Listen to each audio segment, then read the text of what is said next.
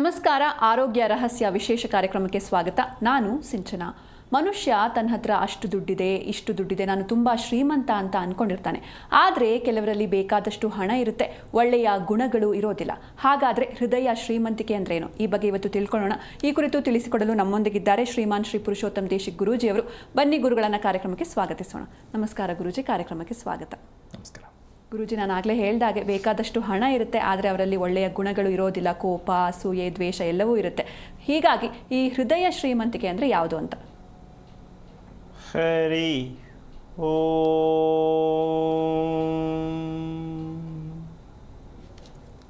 ಶ್ರೀ ಗುರುಭ್ಯೋ ನಮಃ. ಇದು ಶ್ರೀಮಂತಿಕೆ ಅಂದರೆ ಸ್ವಲ್ಪ ಆಶ್ಚರ್ಯಕವಾದ ವಿಷಯ. ಹೃದಯ ಶ್ರೀಮಂತಿಕೆ ಅಂದರೆ ಹೇಗಿರಬಹುದು ಅಂತಕ್ಕಂಥ ಒಂದು ಪ್ರಶ್ನೆ ಬರುತ್ತೆ. ನೀನು ಅವಾಗಲೇ ಹೇಳಿದ್ಯಾ, ಒಳ್ಳೆಯ ಗುಣ ಭಾವನೆಗಳು ಹೃದಯದಲ್ಲಿ ಇರಬೇಕು. ಅದಕ್ಕೆ ಒಂದು ಸಣ್ಣ ಉದಾಹರಣೆಯನ್ನು ಕೊಡ್ತೀನಿ. ಹೃದಯ ಶ್ರೀಮಂತಿಕೆ ಅಂತಕ್ಕಂಥದ್ದಕ್ಕೆ ಏನು ಉದಾಹರಣೆ ಬೇಕು ಅನ್ನೋದಕ್ಕೆ ಮುಖ್ಯವಾಗಿ ಇದಕ್ಕೆಲ್ಲ ಕಾರಣಕರ್ತನಾಗಿರ್ತಕ್ಕಂತಹ ಶ್ರೀಮನ್ನಾರಾಯಣನ ಪಾದ ಕಮಲಗಳಿಗೆ ಕೋಟಿ ಕೋಟಿ ನಮನಗಳನ್ನು ಅರ್ಪಣೆಯನ್ನು ಮಾಡಿ, ಭಗವಂತ ಅಂತ ನಾವು ಹೇಳೋರು, ನಾವು ಹೇಳ್ತೀವಿ ಭಗವಂತ ಇದ್ದಾನೆ ಎಲ್ಲಿ ಅಂದರೆ ಹೃದಯದಲ್ಲಿ ಅಂತ ಹೇಳ್ತೀವಿ, ಸತ್ಯ ಕೂಡ.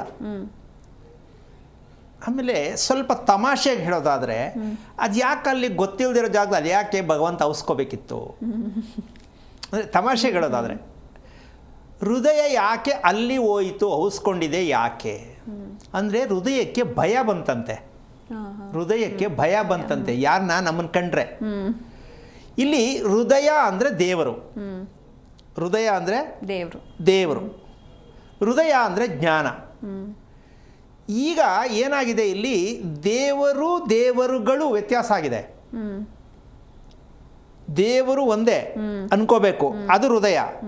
ದೇವರುಗಳು ಅಂದಾಗ ನಾವೆಷ್ಟು ದೇವರುಗಳು ಮಾಡ್ತಾ ಇದ್ದೀವಿ ನಮಗೆ ಗೊತ್ತಿಲ್ಲ, ಹೌದಾ? ಅದಕ್ಕೆ ನನ್ನಂಗೆ ಮಾಡಬಾರ್ದು ಅಂದ್ಬಿಟ್ಟು ಹೋಗ್ಬಿಟ್ಟು ಅಲ್ಲಿ ಸೇರ್ಕೊಂಡ್ಬಿಟ್ಟಿದ್ದಾನೆ ಭಗವಂತ ಹೃದಯದಲ್ಲಿ ಅಂತ ತಮಾಷೆಯಾಗಿ ಹೇಳುವಂಥ ವಿಷಯ. ಸತ್ಯ ಕೂಡ ಹೌದು, ಇರಬೇಕ ಸತ್ಯ. ನಮಗೆ ದೇವರು ಅಷ್ಟೇ, ದೇವರುಗಳೂ ಇಲ್ಲ. ನಮ್ಮ ಮನೆಗಳಲ್ಲಿ ಇಟ್ಟಿರ್ತಾರೆ ನೋಡಿ ಅಪ್ಪ, ಚಾಮುಂಡೇಶ್ವರಿ ಇದು ಒಂದು, ನಂಜನಗೂಡದು ಒಂದು, ಎಂತೆಂಥ ಡಿಫ್ರೆಂಟು ಅಂಗಡಿಗಳಿಟ್ಟಿರ್ತಾರೆ. ದೇವರು ಯಾವುದು ಅಂದರೆ ಹೇಳೋದೇ ಒಂದು, ಅಲ್ಲಿ ಇಟ್ಟರು ದೇವರೇ ಬೇರೆ ಒಂದು. ಯಾಕೆಂದರೆ ಸ್ವಾಮಿ ಧರ್ಮಸ್ಥಳಕ್ಕೆ ಹೋಗಿದೆ ಒಂದು ತಂದೆ, ತಿರುಪತಿಗೆ ಹೋಗಿದೆ ಒಂದು ತಂದೆ. ಯಾಕೆಂದರೆ ಬೇಜಾರು, ದೇವಸ್ಥಾನಕ್ಕೆ ಹೋಗಿ ಹಂಗೆ ಬಂದರೆ ಹಿಂಗೆ ಬರೀ ಕೈಲಿ ಅಂದ್ಬಿಟ್ಟು ತಂದು ಲೈನ್ ಜೋಡಿಸ್ಕೊಳ್ಳೋದು. ಈ ರೀತಿಯಾಗಿರ್ತಕ್ಕಂತಹ ನಾವು ಎಲ್ಲಿವರೆಗೂ ದೇವರುಗಳು ಅಂತ ತಿಳ್ಕೊತೀವೋ, ನಾವು ಹೇಳ್ಬೇಕಾಗಿರೋದೇನು, ದೇವರು ಅಷ್ಟೇ ಹೇಳಬೇಕು. ನಾವು ಎಲ್ಲಿವರೆಗೂ ದೇವರುಗಳು ಅಂತ ಅನ್ಕೋತೀವೋ ಅಲ್ಲಿವರೆಗೂ ನಮಗೆ ಶ್ರೀಮಂತಿಕೆ ಹೃದಯ ಬರುವುದಿಲ್ಲ. ಯಾಕೆ ಶ್ರೀಮಂತಿಕೆ ಹೃದಯ ಬರುವುದಿಲ್ಲ ಅಂದರೆ, ಎರಡನೇದು ಇನ್ನೊಂದು ಘೋರವಾದ ನರಕ ಒಂದು ಅಪರಾಧ ಮಾಡ್ತಾ ಇದ್ದೀವಿ. ಏನು, ಹೃದಯಕ್ಕೆ ಎಷ್ಟು ತೊಂದರೆ ಕೊಡ್ತಾ ಇದ್ದೀವಿ. ಇದಕ್ಕೆ ಒತ್ತಡ ಅಂತ ಹೇಳ್ತೀವಿ, ಹೌದಾ? ಈ ಒತ್ತಡ ಯಾರಿಗಿಲ್ಲ ಅಮ್ಮ? ಎಲ್ಲರಿಗೂ ಇದೆ. ಈ ಒತ್ತಡಕ್ಕೆ ಔಷಧ ಯಾವುದು? ಈ ದಿನದ ವಿಶೇಷ, ಒತ್ತಡಕ್ಕೆ ಔಷಧ ಆದರೂ ಯಾವುದು ಆಗಬೇಕಿತ್ತು, ತಗೋಬೇಕಿತ್ತು, ತಿಳ್ಕೋಬೇಕಿತ್ತು ಪ್ರಶ್ನೆ. ಅದಕ್ಕೆ ಉತ್ತರ ಇವತ್ತು ಎಷ್ಟು ಸಾಧ್ಯವೋ ಅಷ್ಟು ತಿಳಿಸೋಕ್ಕೆ ಪ್ರಯತ್ನ ಮಾಡೋಣ. ಒತ್ತಡ ಯಾಕೆ? ಜೊತೆಗೆ ಇನ್ನೊಂದು ಆಶ್ಚರ್ಯಕವಾದ ಒಂದು ಬೆಳವಣಿಗೆ. ಮನುಷ್ಯನಿಗೆ ಒತ್ತಡ ಇರುವುದು ಸಹಜವಾಗಿ ಗೊತ್ತಿರೋ ವಿಷಯ. ಇನ್ನೊಂದು ಆಶ್ಚರ್ಯಕವಾಗಿರ್ತಕ್ಕಂಥ ವಿಚಾರ ಏನಂದರೆ, ಮನೆಗೂ ಕೂಡ ಒತ್ತಡ ಇದೆ. ನಾವು ವಾಸ ಮಾಡುವ ಮನೆಯಲ್ಲೂ ಕೂಡ ಒತ್ತಡ ಇದೆ ಅಂತ ಇವತ್ತು ಸ್ವಲ್ಪ ಹೇಳೋಣ. ಮನೆಗೂ ಒತ್ತಡನ? ಹೌದು. ಭೂಮಿಯಲ್ಲಿ ಜೀವ ಇದೆ, ಒಪ್ಕೋಬೋದಲ್ಲಮ್ಮ?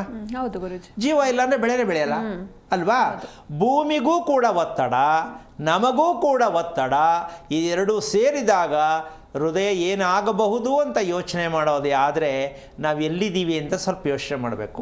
ಇದನ್ನು ಮರೆತು ದೇವರುಗಳನ್ನು ಮಾಡಲು ಹೊಟ್ಟಿದ್ದೀವಿ ನಾವು. ದೇವರುಗಳು, ಹೆಣ್ಣು ದೇವರು, ಗಂಡು ದೇವರು, ಗ್ರಾಮ ದೇವರು, ಮನೆ ದೇವರು, ಎಷ್ಟು ಬೇಕಮ್ಮ, ಎಲ್ಲ ದೇವರುಗಳು ಮಾಡ್ತಾ ಇದ್ದೀವಿ. ನಾವು ಮಾತ್ರ ಅಲ್ಲೇ ಇದ್ದೀವಿ. ಯಾಕೆ ಅಂದರೆ ನಮಗೆ ಗೊತ್ತಿಲ್ಲ ಏನಕ್ಕೆ ಹಿಂಗೆ ಆಗ್ತಾ ಇದೆ ಅಂತ.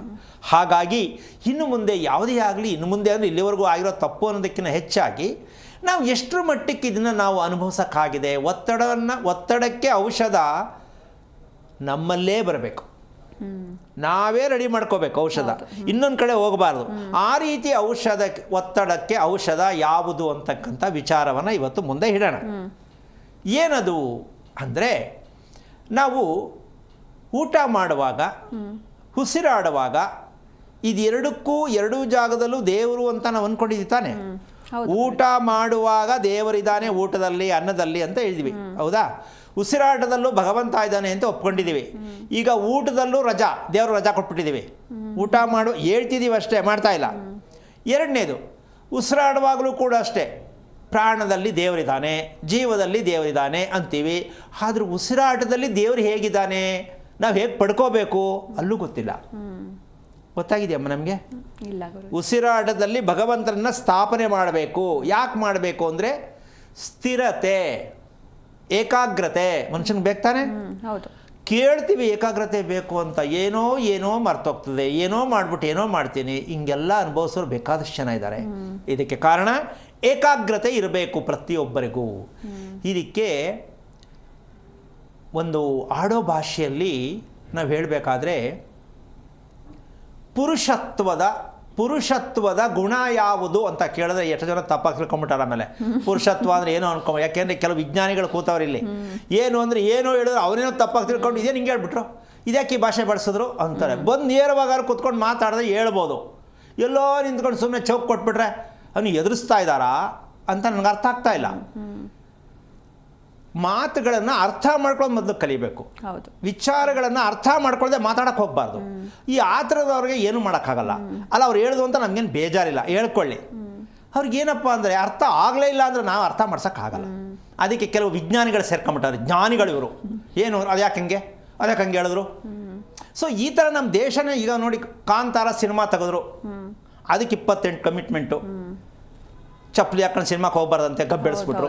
ಸೊ ಈ ರೀತಿ ಹಲವಾರು. ಯಾಕೆ ಅಂದರೆ, ಒಂದು ಸಂಸ್ಕಾರ, ನಮ್ಮ ದೇಶ ಸೊಗಡು, ನಮ್ಮ ಮಣ್ಣಿನ ಸೊಗಡನ್ನು ಒಂದು ಪರಿಚಯ ಮಾಡಿಸ್ತಾ ಇದ್ದಾರೆ. ಅವ್ರಿಗೆ ಸಪೋರ್ಟ್ ಕೊಡೋಣ ಅನ್ನೋದಿಲ್ಲ ನಮ್ಮ ಜನಗಳು. ಎಲ್ಲ ಬರೀ ಬೆಂಕಿ ಹಾಕೋ ಕೆಲಸನೇ. ಬೆಂಕಿ ಹಾಕಿ, ನಿಮ್ಗೆ ಗೊತ್ತಿದ್ರೆ ಬೆಂಕಿ ಹಾಕಿ.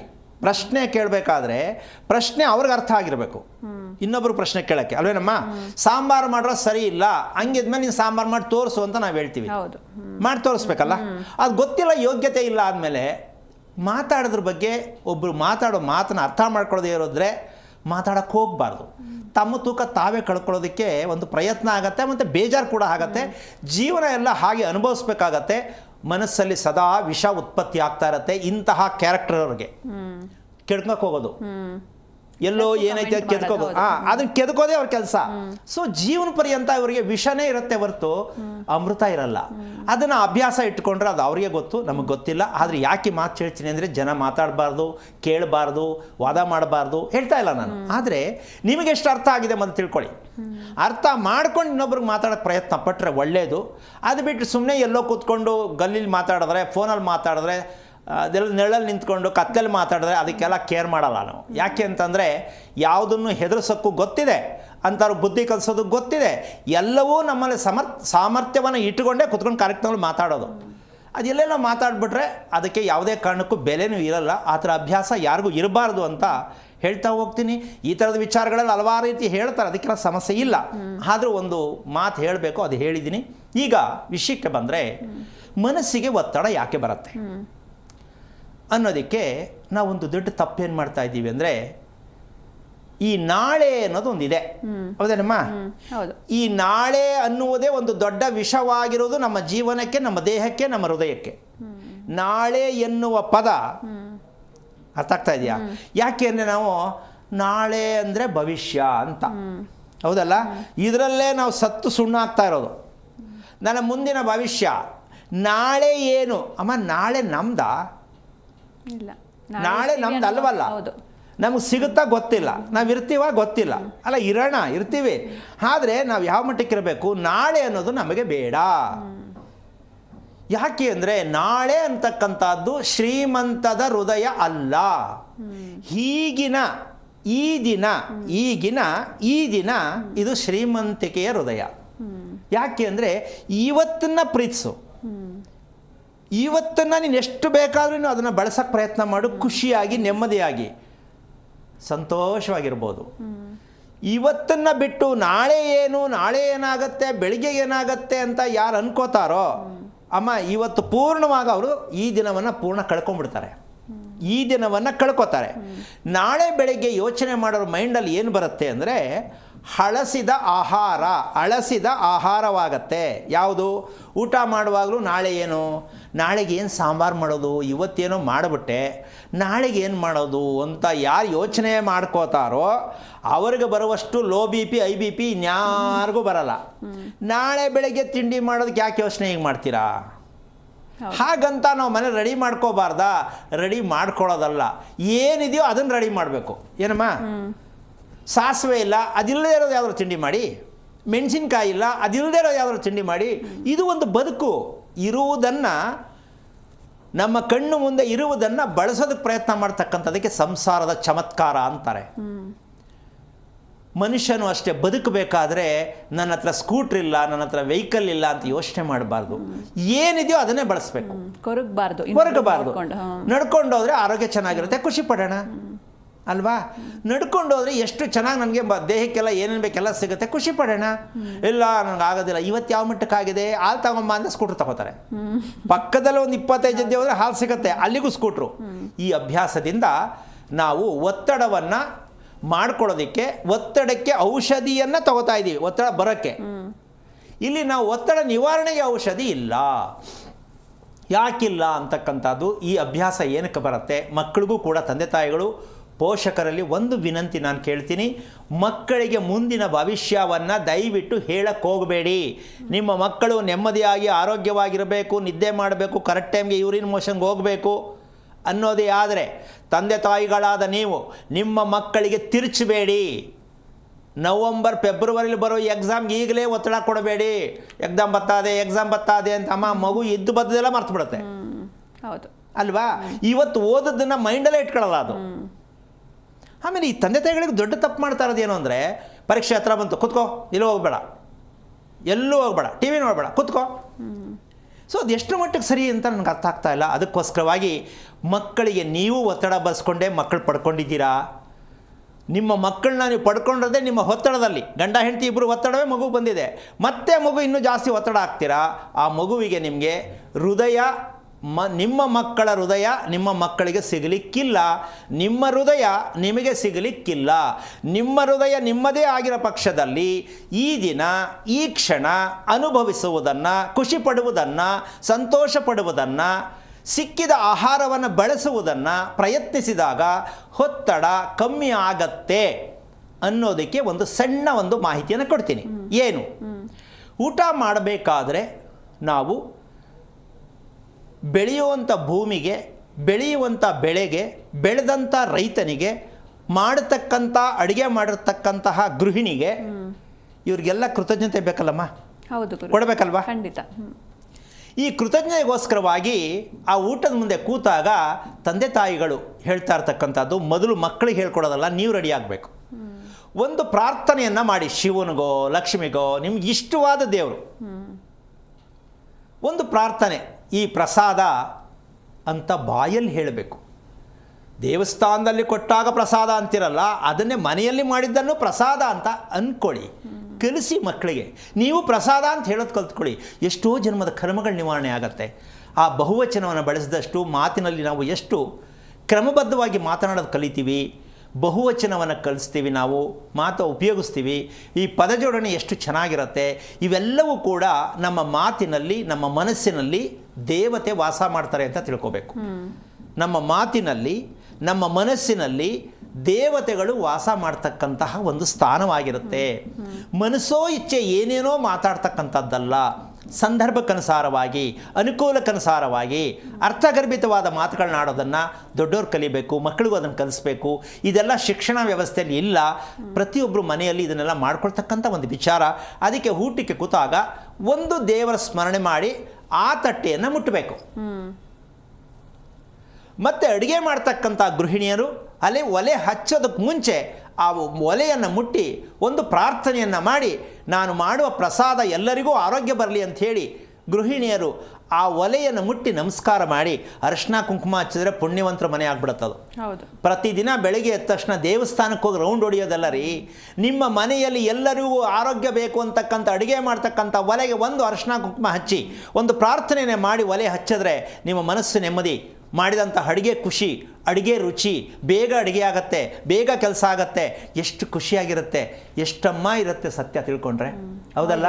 ಅಡುಗೆ ಮಾಡೋರು ಪ್ರಾರ್ಥನೆ ಮಾಡ್ತಕ್ಕಂಥದ್ದು, ಊಟ ಮಾಡೋರು ಪ್ರಾರ್ಥನೆ ಮಾಡ್ತಕ್ಕಂಥದ್ದು, ಈ ಅಭ್ಯಾಸ ಮನೆಯಲ್ಲಿ ಮಾಡ್ತಾ ಬಂದರೆ ಮತ್ತು ಅಡುಗೆ ಆಗಬೇಕಾದ್ರೆ ಯಾವುದೋ ನಿಮ್ಗೆ ಇಷ್ಟವಾದದ್ದು ವಿಷ್ಣು ಸಹಸ್ರನಾಮನೋ ಲಲಿತ ಸಹಸ್ರನಾಮನೋ ರುದ್ರಕ್ಕೋ ಯಾವುದೋ ಸಂಬಂಧಪಟ್ಟಿದ್ದು ಒಂದು ಕಿವಿಯಲ್ಲಿ ಕೇಳಿಕೊಂಡು ಆ ಅಡುಗೆ ಮಾಡ್ತಾಯಿದ್ರೆ ಅದು ಮಹಾಪ್ರಸಾದವಾಗತ್ತೆ. ನಾವು ಪಕ್ಕದ ಮನೆಯವರಿಗೆ ಫೋನ್ ಮಾಡಿಕೊಂಡು ಹತ್ಕೊಂಡು ಬೈಕೊಂಡು ಬೇಜಾರು ಮಾಡಿಕೊಂಡು ಎಡಗೈಲಿ ಫೋನು ಬಲಗೈಲಿ ಸೌಟು ತಿರ್ಕೊಂಡು ಮಾಡಿ ಅನ್ನ ಮಾಡಿದ ಊಟ ಎಲ್ಲ ಅದು ಏನಾಗತ್ತೆ ಬಾಯಲ್ಲಿ ಹೇಳಬಾರ್ದು, ವಿಷಕ್ಕೆ ಸಂಬಂಧಪಟ್ಟಂಥ ರೀತಿಯಲ್ಲಿ ಆಗಿರುತ್ತೆ. ಮಾಡಿದವರು ಕೂಡ ಮನಸ್ಸು ಹಾಗೇ ಇರುತ್ತೆ, ಊಟ ಮಾಡಿದವರು ಹಾಗೇ ಇರ್ತಾರೆ. ಇನ್ನು ಆರೋಗ್ಯ ಎಲ್ಲಿ ಮಟ್ಟಕ್ಕೆ ಸರಿ ಬರುತ್ತೆ ಅನ್ನೋದಕ್ಕಿಂತ ಹೆಚ್ಚಾಗಿ ಭಗವಂತನ ಸ್ಮರಣೆ ಆಯ್ತಾ ಅಲ್ಲಿ? ಆಗಲಿಲ್ಲ, ಇನ್ನು ಮೇಲಾದರೂ ಪ್ರಯತ್ನ ಮಾಡಿ. ಇನ್ನು ಎರಡನೇ ವಿಷಯಕ್ಕೆ ಬರೋಣ. ಗುರುಜಿ ಆ ಬಗ್ಗೆ ಮಾತಾಡೋಣ. ಒಬ್ರು ಕಾಲರ್ ಇದ್ದಾರೆ, ರುಕ್ಮಿಣಿ ಅಂತ ಹಾಸನಿಂದ ಕರೆ ಮಾಡಿದ್ದಾರೆ, ಮಾತಾಡಿಸ್ಬಿಡೋಣ. ನಮಸ್ತೆ ಅಮ್ಮ. ನಮಸ್ತೆ ಮೇಡಮ್. ನಮಸ್ತೆ, ಯಾರ ಬಗ್ಗೆ ಕೇಳಬೇಕಿತ್ತು? ನನ್ನ ಮಗ ಪುಷ್ಯ ನಕ್ಷತ್ರ ಮಗನ ಬಗ್ಗೆ ಕೇಳಬೇಕು. ಓಕೆ, ಗುರೂಜಿ ಇದ್ದಾರೆ, ಮಾತನಾಡಿ. ಹಲೋ, ನಮಸ್ತೆ ಗುರೂಜಿ. ನಾರಾಯಣ, ಹೇಳಿಮ್ಮ. ನನ್ನ ಮಗ ಯಾವಾಗ ಗ್ಯಾಸ್ಟ್ರಿಕ್ ಅಂತ ಹೇಳ್ತಾನೆ, ಸ್ವಲ್ಪ ಮೊದಲೆಲ್ಲ ಹಾಸ್ಟೆಲ್ ಊಟ ತಿಂತಿದ್ದ. ಎಷ್ಟು ವಯಸ್ಸು? ಅದಕ್ಕೆ ನನ್ನ ವಯಸ್ಸು 33. ಮದುವೆ ಆಯ್ತಾ? ಮದುವೆ ಆಗಿ ಒಂದು ಹೆಣ್ಮಗು ಆಯ್ತು. ಮಗು ನಕ್ಷತ್ರ ಏನು? ಮಗು ಆಶ್ಲೇಷ. ಓಕೆ, ಹೆಣ್ಮಗುನಾ? ಹೆಣ್ಮಗು. ಎಷ್ಟು ವಯಸ್ಸು? 1.5 ವರ್ಷ. 1.5 ವರ್ಷ. ಮಗು ನಿದ್ದೆ ಚೆನ್ನಾಗಿ ಮಾಡುತ್ತಾ? ನಿದ್ದೆ ಸ್ವಲ್ಪ ಕಮ್ಮಿ ಸರ್. ತೊಟ್ಲಲ್ಲಿ ಮಲಗತ್ತಾ, ತಾಯಿ ಪಕ್ಕ ಮಲಗತ್ತಾ ಮಗು? ತಾಯಿ ಪಕ್ಕನ ಮಲಗ್ತಾರೆ. ಇವಾಗ ಹಾಲು ಕುಡಿಸಿದ್ದಾರೆ, ಅಜ್ಜಿ ಮನೆ ಐತೆ. ಓಕೆ, ಮಲಗಿದಾಗ ಕತ್ತು ಸ್ವಲ್ಪ ಸೊಟ್ಟವಾಗಿ ಕಾಣಿಸುತ್ತೆ ನೋಡಿದೆಯಮ್ಮ? ಏನೋ ಸರಿಯಾಗಿ ನೋಡಿಲ್ಲ ಗುರುಜಿ. ಮಾಮೂಲಿ ಕುತ್ತಿಗೆ ಭಾಗ ಸ್ವಲ್ಪ ಸೊಟ್ಟವಾಗಿ ಮಗು ಹಾಕ್ಕೊಂಡಿರುತ್ತೆ, ಅದನ್ನು ಸ್ವಲ್ಪ ಗಮನಿಸು. ಮತ್ತು ಎರಡನೇ ವಿಷಯ, ನೀವು ಎಡೆ ಹಾಕ್ತಕ್ಕಂಥ ಅಭ್ಯಾಸ ಇದೆಯಾ ನಿಮಗೆ? ಆಮೇಲೆ ದೇವ್ರ ಪಕ್ಕ ಅಂದರೆ ದೇವ್ರ ಮನೆ ಪಕ್ಕ ಅಥವಾ ದೇವ್ರ ಫೋಟೋ ಇದೆಲ್ಲ ಒಟ್ಟಿಗೆ ಪೂಜೆ ಮಾಡೋದಾ ನೀವು? ಎಡೆ ಹಾಕೋದು ಪ್ಲಸ್ ದೇವ್ರ ಎರಡಕ್ಕೂ ಒಟ್ಟಿಗೆ ಮಾಡೋದಾ? ಇಲ್ಲ ಇಲ್ಲ, ಬೇರೆ ಬೇರೆ ಅಂದರೆ ದೇವ್ರ ಮನೆಯೇ ಬೇರೆ, ಎಡೆ ಇಡೋದೇ ಬೇರೆ ಕಡೆ. ದೇವ್ರ ಮನೆ ಸೇರಿ ಎಡೆ ಇಡ್ತೀರಾ? ದೇವ್ರ ಮನೆ ಇಲ್ಲ ಸ್ವಾಮಿ, ನಮ್ಮ ಹಳ್ಳಿಲಿ ನಾವು ಫೋಟೋ ಇಟ್ಕೊಂಡಿದೀವಿ ಹಂಗೆ. ಓಕೆ, ಆಗಲಿ. ಆ ಫೋಟೋಗೂ ಪೂಜೆ ಮಾಡ್ತೀರಾ, ಎಡೆ ಇಕ್ಕದಾಗ ಅಲ್ಲಿಗೂ ಪೂಜೆ ಮಾಡ್ತಿರ್ತಾನೆ? ಇಲ್ಲ ಇಲ್ಲ ಸ್ವಾಮಿ, ಅದಕ್ಕೆ ಬೇರೆ ಇದಕ್ಕೆ ಬೇರೆ ಪೂಜೆ. ಅಲ್ಲ, ಬೇರೆನೇ ಆಗಲಿ ಪೂಜೆ ಮಾಡ್ತೀರಾ ಅಂತ ಕೇಳ್ತೀನಿ ಅಮ್ಮ. ಹೇಳಿ ಸ್ವಾಮಿ. ನಾನು ಕೇಳ್ತಾ ಇರೋದು ಏನಂದರೆ, ಎಡೆ ಇಕ್ಕೋ ಸಂದರ್ಭದಲ್ಲಿ ದೇವ್ರಿಗೂ ಪೂಜೆ ಮಾಡಿ ಎಡೆಗೂ ಬೇರೆ ಬೇರೆನೇ ಇರುತ್ತೆ, ಆದರೂ ಒಟ್ಟಿಗೆ ಪೂಜೆ ಮಾಡ್ತೀರಾ ಅಂತ ಕೇಳ್ತೀನಿ. ನಾನು ಮಾಡಿಲ್ಲ, ನಮ್ಮ ಸೊಸೆ ಗೊತ್ತಿಲ್ಲ, ಈ ವರ್ಷ ಮಾಡ್ಬಿಟ್ಲು ಸ್ವಾಮಿ. ಯಾಕೆ ಪ್ರಶ್ನೆ ಬಂತು ಅಂದರೆ, ಆಶ್ಲೇಷ ನಕ್ಷತ್ರದ ಮೊಮ್ಮಗು ಹುಟ್ಟಿದೆ. ನಿಮ್ಮ ಮಗನ ನಕ್ಷತ್ರ ಪುಷ್ಯ ನಕ್ಷತ್ರ ಅಲ್ವಾ ಅಮ್ಮ? ನಿಮಗೆ ಈ ಸತ್ತವರಿಗೆ, ಕುಟುಂಬದಲ್ಲಿ ಸತ್ತವರಿಗೆ ನಮ್ಮ ದೇಹಕ್ಕೋಸ್ಕರವಾಗಿ ಅವರು ತುಂಬ ಶ್ರಮಪಟ್ಟು ಈ ಭೂಮಿಗೆ ತಂದಿದ್ದಾರೆ, ಅವರಿಗೆ ನಾವು ಕೃತಜ್ಞತೆ ಸಲ್ಲಿಸಬೇಕು, ಅವರಿಗೆ ಗೌರವ ಕೊಡಬೇಕು ಅನ್ನೋದು ನಿಮ್ಗೆ ಗೊತ್ತಿದೆಯಾ ತಾಯಿ? ನಮ್ಮಲ್ಲಿ ಅದೇನು ಇಲ್ಲ, ಎಡೆ ಹಾಕ ಪದ್ಧತಿ ಐತೆ, ಅದು ಮಾಡ್ತಾ ಇದೀವಿ ಸ್ವಾಮಿ. ಓಕೆ, ಗೌಡ್ರು ಯಾರಾಗಲಿ ಜಾತಿ ಅಲ್ಲಮ್ಮ, ನಾನು ಹೇಳ್ತಾ ಇರೋದು ನಿನ್ನ ವಿಷಯ ಗೊತ್ತಾಗಲಿ ಅಂತ ಹೇಳ್ತೀನಿ. ಗೌಡ್ರು ಜಾತಿ ಪ್ರಶ್ನೆ ತರಬೇಡಿ. ಅದು ನಮ್ಮ ಹಿಂದೆ ನಮ್ಮ ಅತ್ತೆ ಮಾವ ಯಾವ ಸಂಪ್ರದಾಯ ಪಾಲಿಸ್ಕೊ ಬಂದರು, ಅದನ್ನ ನಾವೇ ಮಾಡ್ತಾ ಇದೀವಿ ಸ್ವಾಮಿ. ಓಕೆ, ಈಗ ಹಿಂದೆ ಏನೇನು ಪಾಲಿಸ್ಕೊ ಬಂದರು ಅದನ್ನೇ ನೀವು ಮಾಡ್ತಾ ಇದ್ದೀರಾ? ಹೌದು ಸ್ವಾಮಿ. ನಿಮ್ಮ ಮಗನಿಗೆ ಏನು ಓದಿಸಿದ್ದೀರಾ? ಅವನು BMT. ಈಗ ನಿಮ್ಮ ಯಜಮಾನ್ರು ಏನು ಓದವ್ರೆ? ನನ್ನ ಯಜಮಾನ್ SLC ಓದವ್ರು. ನೀವೇನು ಓದಿದ್ದೀರಾ? ನಾನು SLC ಓದಿದ್ದೀನಿ. ಈಗ ನೀವು ಹೇಳಿದ್ದೇನು, ಹಿಂದಿನವ್ರು ಪಾಲಿಸ್ಕೊ ಬಂದವ್ರೆ ನಿಮ್ಮ ಮಗನಿಗೆ SLC ಅಷ್ಟೇ ಓದಿಸ್ಬೇಕಿತ್ತು, ನೀವು ಯಾಕೆ ಮುಂದಕ್ಕೆ ಓದಿಸಿದ್ರಿ? ಏನೋ ಗೊತ್ತಿಲ್ಲ ಸ್ವಾಮಿ. ಅಮ್ಮ ಒಂದು ನಿಮಿಷ ಕೇಳಿಸ್ಕೊಳ್ಳಿ, ಬರೀ ಸುಳ್ಳು ಹೇಳೋದು ಕಲಿಬೇಡಿ. ನೀವು ಮಾತಾಡೋ ಮಾತನ್ನ ಒಂದು ನಿಮಿಷ ಕೇಳಿಸ್ಕೊಳ್ಳಿ, ಮಾತಾಡೋ ಮಾತನ್ನ ಅರ್ಥ ಮಾಡ್ಕೊಂಡು ಮಾತಾಡಿ. ನೀವು SSLC ಓದಿದ ಮೇಲೆ ನಿಮ್ಮ ಮಗನಿಗೆ ಜಾಸ್ತಿ ಯಾಕೆ ಓದಿಸಿದ್ರಿ ಅಂತ ಯಾಕೆ ಬರ್ತದೆ ಅಂದರೆ, ಹಿಂದಿನವ್ರು ಮಾಡ್ಕೊಂಡು ಬಂದದನ್ನ ಮಾಡ್ತೀವಿ ಅಂತ ಇಲ್ಲಿ ಸುಳ್ಳು ಹೇಳ್ತೀರಲ್ಲ. ನಿಮ್ಮ ಹಿರಿಯರು ಮಾಡಿದ್ದು ನಿಮ್ಮನ್ನು ಓದಿಸೇ ಇಲ್ವಲ್ಲ, ಅವರು ಕೆಲಸಕ್ಕೆ ಸೇರ್ಕೊಂತ ಹೇಳಲೇ ಇಲ್ವಲ್ಲ ಅವರು, ಹೌದು ತಾನೇ? ಹೌದು ಸ್ವಾಮಿ. ಮತ್ತು ನಿಮ್ಮ ಮಗನ ಯಾಕೆ ಇದೆಲ್ಲ ಓದಿಸಿ ಕೆಲಸಕ್ಕೆ ಕಳಿಸ್ಬೇಕು ನೀವು, ಅಲ್ವಾ? ನೋಡಿ ಎಷ್ಟು ಸುಳ್ಳು ಹೇಳ್ತೀವಿ ನಾವು. ನಿಮಗೆ ಅಂತಲ್ಲ, ಪ್ರಪಂಚದಲ್ಲಿ ಪ್ರತಿಯೊಬ್ಬರು ಅಪ್ಪ ಅಮ್ಮಂದ್ರೆ ಇದೇ ಕೆಲಸ ಮಾಡ್ತಿರೋದು. ಟೋಪಿ, ಮಕ್ಳಿಗೂ ಟೋಪಿ, ಅವರು ಟೋಪಿ. ಹಿರಿಯರ ಹೆಸರು ಹೇಳ್ಕೊಂಡು ಯಾಕ್ರಿ ಕಣ್ಮಕ್ಕೆ ಓದ್ಕೋತೀರಾ? ಅನ್ಯಾಯಕ್ಕೆ ಆಕ್ರಿ ಹೋಗ್ತೀರಾ? ನೀವು ಮಾಡೋ ತಪ್ಪು ದಾರಿನೇ ಹಿರಿಯರು ಮಾಡ್ಕೊಂಡು ಬಂದಿದ್ದೇ ಮಾಡ್ತಿದ್ದೀವಿ ಅಂತಾರೆ. ಅವರು ಪಂಚೆ ಹಾಕೊಂಡು ಓಡ್ತಿದ್ರು, ನಿಮ್ಮ ಮಕ್ಳಿಗೆ ಶೂಟ್ ಹಾಕಿ ಪ್ಯಾಂಟ್ ಹಾಕಿಸ್ತೀರಾ. ಹಿರಿಯರು ಮಾಡಿದ ಮಾಡ್ತೀವಿ ಅಂತೀರಾ. ಎಲ್ಲಮ್ಮ ಒಳ್ಳೆಯದಾಗತ್ತೆ? 30-31 ವರ್ಷಕ್ಕೆ ಗ್ಯಾಸ್ಟ್ರಿಕ್ ಅಂತಕ್ಕಂಥ ರೋಗಕ್ಕೆ ಅಂದರೆ ಅಲ್ಲಾಗಿರ್ತಕ್ಕಂಥ ವಿಚಾರ ಏನಂದರೆ, ಹೊಟ್ಟೆ ಶುದ್ಧೀಕರಣ ಇಲ್ಲದೇ ಇರತಕ್ಕಂತಹ, ತಮ್ಮ ಹೊಟ್ಟೆಯನ್ನು ತಾವು ಮಾಡ್ತಕ್ಕಂತಹ ಒಂದು ಶುದ್ಧೀಕರಣ ಮಾಡ್ತಕ್ಕಂಥ ವಿಚಾರನೇ ಗೊತ್ತಿಲ್ಲ. ಅಂದರೆ ಮದುವೆ ಮಾಡಿದ್ದೀರಾ, ಅದಕ್ಕೊಂದು ಮಗು ಬಂತು, ಆ ಮಗು ಉಸಿರಾಟದ ಸಮಸ್ಯೆ, ನಿಮ್ಮ ಮಗನಿಗೆ ಗ್ಯಾಸ್ಟ್ರಿಕ್ ಸಮಸ್ಯೆ, ಈ ರೀತಿ ರೋಗದ್ದೆಲ್ಲ ಮನೆ ತುಂಬ ಎಲ್ಲ ರೋಗದವ್ರು ತುಂಬ್ಕೊಂಡ ಮೇಲೆ ಎಲ್ಲಮ್ಮ ಒಳ್ಳೆಯದಾಗತ್ತೆ. ಆಮೇಲೆ ಹೇಳ್ತೀರಾ ಹಿರಿಯರ ಮೇಲೆ. ಈ ಥರ ಬದುಕನ್ನು ಯಾವತ್ತೂ ಬದುಕಬೇಡಿ. ಹಿರಿಯರನ್ನ ಸೈಡಿಗೆ ಮಡಗಿ. ಅವ್ರು ಮಾಡ್ಕೊಂಡು ಬಂದಿದ್ದು ಸರಿಯಾಗಿದ್ದರೆ ನೀವು ಮಾಡ್ಕೊಂಡು ಹೋಗಿ. ಅವ್ರು ಮಾಡ್ಕೊಂಡು ಬಂದಿದ್ದು ಅವರು ಕಷ್ಟ ಅನುಭವಿಸಿದ್ದಾರೆ ಅಂದರೆ ದಯವಿಟ್ಟು ಅದನ್ನು ಬಿಟ್ಟು ನೀವು ತಿಳ್ಕೊಂಡು ಪರಿವರ್ತನೆ ಮಾಡ್ಕೊಳ್ಳಿ. ಅಮ್ಮ, ಅರ್ಥ ಆಯ್ತಾ? ಅರ್ಥ ಆಯ್ತು ಸ್ವಾಮಿ. ಇನ್ನು ಮೇಲೆ ಅದನ್ನು ಮಾಡಿ. ಈಗ ನೋಡಿ, ನಮ್ಮ ಸೊಸೆ ಗೊತ್ತಿಲ್ಲದೆ ಮಾಡಿಬಿಟ್ಟು ನೀವಿದ್ದಂಗೆ ನಿಮ್ಮ ಸೊಸೆ ಹೆಂಗೆ ಮಾಡ್ತಾಳೆ? ದೊಡ್ಡವ್ರು ನೀವು ಮಾಡಬೇಕು, ನಿಮ್ಮ ಸೊಸೆ ಹೆಂಗೆ ಮಾಡೋಕ್ಕಾಗತ್ತೆ? ಅವ್ರಿಗೆ ಅಧಿಕಾರ ಹೆಂಗೆ ಬಂತು? ಮಾಡಂಗಿಲ್ಲ. ಬರೀ ಒಂದು ಎಡೆಗೆ ಮಾತ್ರ ಪೂಜೆ ಮಾಡುವಂತ ಅವಳು ಫೋಟೋಕ್ಕೂ ಪೂಜೆ ಮಾಡಿದ್ಲು. ಒಂದು ನಿಮಿಷಮ್ಮ, ನೀವು ಅದಕ್ಕೆ ನಿಮ್ಮ ಮೂಲಕನೇ ಆಗಬೇಕು. ಸೊಸೆ ಮಗನಿಗೆ ಅಧಿಕಾರ ಇಲ್ಲ, ಹೌದು. ನೀವೇ ಮಾಡಬೇಕು. ಸೊಸೆ ಮಗ ಮೊಮ್ಮಕ್ಕಳಿಗೆ ಅಧಿಕಾರ ಇಲ್ಲ, ಅವರು ಪ್ರಾರ್ಥನೆ ಅಷ್ಟೇ ಮಾಡತಕ್ಕಂಥವ್ರು ನೀವೇ ಮಾಡಬೇಕು. ಈ ತಪ್ಪುಗಳನ್ನು ಮಾಡಿಕೊಂಡು, ಎರಡನೇ ವಿಷಯ, ನಿಮ್ಮ ಮನೆಯಲ್ಲಿ ದೀಪ ಹಚ್ಚುವಂತಹ ವ್ಯವಸ್ಥೆ ಎಷ್ಟೊತ್ತು ಕಚ್ಚದಮ್ಮ ದೀಪನ? ನಾವು ಸಾಯಂಕಾಲ ಹಚ್ತೀವಿ ಸ್ವಾಮಿ. ಇನ್ನ ಹೊಳ್ಳಿ ಅದು ಬುಧವಾರ ಶನಿವಾರ 2 ವಾರ ಬೆಳಿಗ್ಗೆ ಸಿಗುತ್ತೆ ಅಷ್ಟೇ. ನೋಡಿ, ಮತ್ತೆ ಇನ್ನೆಷ್ಟು ಒಳ್ಳೇದಿರ್ಬೋದು. ಹಳ್ಳಿ ಸಿಟಿ ಪ್ರಶ್ನೆ ಬರಲ್ಲ. ಸಾಯಂಕಾಲದ ದೀಪ ಅಮ್ಮ, ಆಯ್ತಮ್ಮ, ಆಯ್ತು. ದೀಪ ಹಚ್ಚೋದ್ರಿಂದ ನಮ್ಮ ಮನೆಗೆ ಭಗವಂತನನ್ನು ದೀಪದ ಮೂಲಕ ನೋಡೋದಕ್ಕೆ ದೀಪ ಮನೆಯಲ್ಲಿ ಉರಿಬೇಕು. ಅಂಥ ದೀಪ ಹಚ್ಚಕ್ಕೆ ನಿಮಗೆ ಪುರ್ಸತ್ತಿಲ್ಲ ಅಂದರೆ ನಿಮ್ಗೆ ಆರೋಗ್ಯ ನೆಮ್ಮದಿ ಎಲ್ಲಿಂದ ಬರುತ್ತೆ ತಾಯಿ? ಇದಕ್ಕೋಸ್ಕರವಾಗಿ ಧರ್ಮ ಅನ್ನೋದಕ್ಕೆ ವಿರೋಧವಾಗಿರ್ತಕ್ಕಂಥ ನಡ್ಕೊಂಬಂದಂತಹ ತಪ್ಪು ಮಾಹಿತಿಗೆ, ತಪ್ಪು ದಾರಿಯಲ್ಲಿ ಹೋಗ್ತಾ ಇರ್ತಕ್ಕಂಥ ಕುಟುಂಬಕ್ಕೆ ಬಂದಿದೆ ಆಶ್ಲೇಷ ನಕ್ಷತ್ರದ ಮಗು. ಕಾರಣ, ನಿಮ್ಮ ಮಗ ಪುಷ್ಯ ನಕ್ಷತ್ರಕ್ಕೆ ಬಂದ, ನಿಮ್ಮ ಧರ್ಮ ಸರಿ ಇಲ್ಲ, ನಿಮ್ಮ ಪೂಜೆ ಕ್ರಮ ಸರಿ ಇಲ್ಲ, ಸತ್ತೋರಿಗೆ ಏನು ಮಾಡ್ತೀರ ಸರಿ ಇಲ್ಲ. ಆ ಕಾರಣದಿಂದಾಗಿ ನಿಮ್ಮ ಮಗ ಬಂದ, ನೀವು ತಿಳ್ಕೊಳ್ಳಿಲ್ಲ, ಅದನ್ನು ಮುಚ್ಚಾಕಿದ್ರಿ. ಮತ್ತೆ ಆದರೂ ಕೇಳಲಿಲ್ಲ ನೀವು, ಮತ್ತೆ ಮಗು ಕಳಿಸ್ತಾನೆ ಭಗವಂತ, ಇನ್ನು ಅನುಭವಿಸಿ ನೀವು ಅಂತ.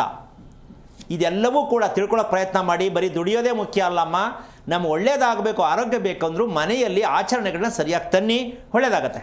ಓಕೆ, ಧನ್ಯವಾದ ಕರೆ ಮಾಡಿದ್ದಕ್ಕೆ. ಇನ್ನೊಬ್ರು ಕಾಲರ್ ಇದ್ದಾರೆ ಗುರುಜಿ, ಮಂಜುನಾಥ್ ಅಂತ ಬೆಂಗಳೂರಿಂದ. ನಮಸ್ತೆ. ನಮಸ್ತೆ ಮೇಡಮ್. ಯಾರ ಬಗ್ಗೆ ಕೇಳಬೇಕಿತ್ತು? ಮೇಡಮ್, ನಮ್ಮ ಮಗನ ಬಗ್ಗೆ. ಅವ್ರ ನಕ್ಷತ್ರ ಹೇಳಿ ಸರ್. ಅಶ್ವಿನಿ ನಕ್ಷತ್ರ. ಓಕೆ, ಗುರೂಜಿ ಇದ್ದಾರೆ, ಮಾತನಾಡಿ. ಹಲೋ ಗುರುಜಿ, ನಮಸ್ಕಾರ. ಗುರಿ, ನೀವು ಕೊಟ್ಟಿದ್ದ ನಮಸ್ತೆಗಳು ಗುರುಜಿ. ನಾರಾಯಣ, ಹೇಳಿಪ್ಪ, ಏನು ಮಾಡ್ತೀರಾ ತಾವು? ಸರ್, ನಾನು ಒಂದು ಆಫೀಸ್ ಬಾಯ್ ಕೆಲಸ ಮಾಡ್ತೀನಿ. ಓಕೆ, ಮಗ ಎಷ್ಟು ವಯಸ್ಸು? 5 ವರ್ಷ ಮಗನ ಸ್ವಾಮಿ. ಒಬ್ಬನೇ ಮಗನ? ಮೊದಲನೇವನ? ಇವನೇ ಮೊದಲನೇ ಮಗ, ಇವನೆಲ್ಲ ಅಷ್ಟೇ ಒಬ್ಬನೇ ಮಗನ. ಒಬ್ಬನೇ ಮಗ? ಹೌದು. ಓಕೆ, ಅವನ ಬಗ್ಗೆ ಏನು ತಿಳ್ಕೊಬೇಕು ಅಂತ ಮಾಡಿದ್ರಿ? ಇದೇ ಸ್ವಾಮಿ, ಅಶ್ವಿನಿ ನಕ್ಷತ್ರ ಏನಕ್ಕೆ ಕೊಟ್ಟಿದ್ದ ಅಂತ ಕೇಳೋಣ ಅಂತ ಫೋನ್ ಮಾಡಿದ್ವಿ. ಏನು ಓದಿದ್ದೀರಾ ತಾವು? ನಾನೊಂದು 7 ನೆಕ್ಲೆಸ್ ಓದ್ಕೊಂಡಿದ್ದೀನಿ. ಎಷ್ಟು? 7 ನೆಕ್ಲೆಸ್. ಓಕೆ, ಊಟ ಮಾಡ್ತಕ್ಕಂತಹ ವಿಚಾರದಲ್ಲಿ, ಉಸಿರಾಡ್ತಕ್ಕಂಥ ವಿಚಾರದಲ್ಲಿ ಈ 2 ಪ್ರಶ್ನೆ ಕೇಳ್ತೀನಿ. ಒಂದು ಉಸಿರಾಡೋದು, ಒಂದು ಊಟ ಮಾಡೋದು. ಹಾಂ, ಇದರಲ್ಲಿ ದೇವರಿದ್ದಾನೆ ಅಂತ ಒಪ್ಕೋಬೋದಾ? ಇದ್ದಾನೆ ಸ್ವಾಮಿ, ದೇವರಿದ್ದಾನೆ. ಹಾಗಿದ್ದ ಮೇಲೆ ನೀವು ಊಟದ ಬಗ್ಗೆ ದೇವರನ್ನು ಹೇಗೆ ಸ್ಮರಣೆ ಮಾಡ್ತೀರಾ? ಉಸಿರಾಡೋದ್ರ ಬಗ್ಗೆ ಏನು ಸ್ಮರಣೆ ಮಾಡ್ತೀರಾ? ಗೊತ್ತಿದೆಯಾ ನಿಮಗೆ? ಇಲ್ಲ, ನನಗೆ ಗೊತ್ತಿರಲಿಲ್ಲ ಸ್ವಾಮಿ. ಈಗ ನೀವು ಕಾರ್ಯಕ್ರಮ ನೋಡಿದ ಮೇಲೆ ಕಲ್ತ್ಕೊಳ್ತಾ ಇದ್ದೀವಿ. ಆಶ್ಚರ್ಯ ಆಗ್ತಾ ಇದೆಯಾ? ಅರ್ಥ ಆಗ್ತಾ ಇದೆಯಾ? ತುಂಬ ಚೆನ್ನಾಗಿದೆ ಸ್ವಾಮಿ ನಿಮ್ಮ ಇದು. ಓಕೆ, ಈಗ ನಿಮ್ಮ ಮಗನಲ್ಲಿ ನೀವು ನಿದ್ದೆ ಮಾಡ್ತಕ್ಕಂತಹ ಒಂದು ವಿಚಾರಕ್ಕೆ ಬಂದರೆ, ಕೇಳಿಸ್ತಾ ಇದೆಯಾ? ಕೇಳ್ತಾ ಇದೆಯಾ ಸರ್? ನಿದ್ದೆ ಜಾಸ್ತಿ ಮಾಡ್ತಾನೆ ಅಂತನಾ, ನಿದ್ದೆ ಕಮ್ಮಿ ಮಾಡ್ತಾನೆ ಅಂತ ತಿಳ್ಕೊಂಡಿದ್ದೀರಾ? ಹುಟ್ಟಿದಾಗಿಂದ ನಿದ್ದೆನೇ ಸರಿಯಾಗಿ ಮಾಡಿಲ್ಲ ಸ್ವಾಮಿ ಅವನು.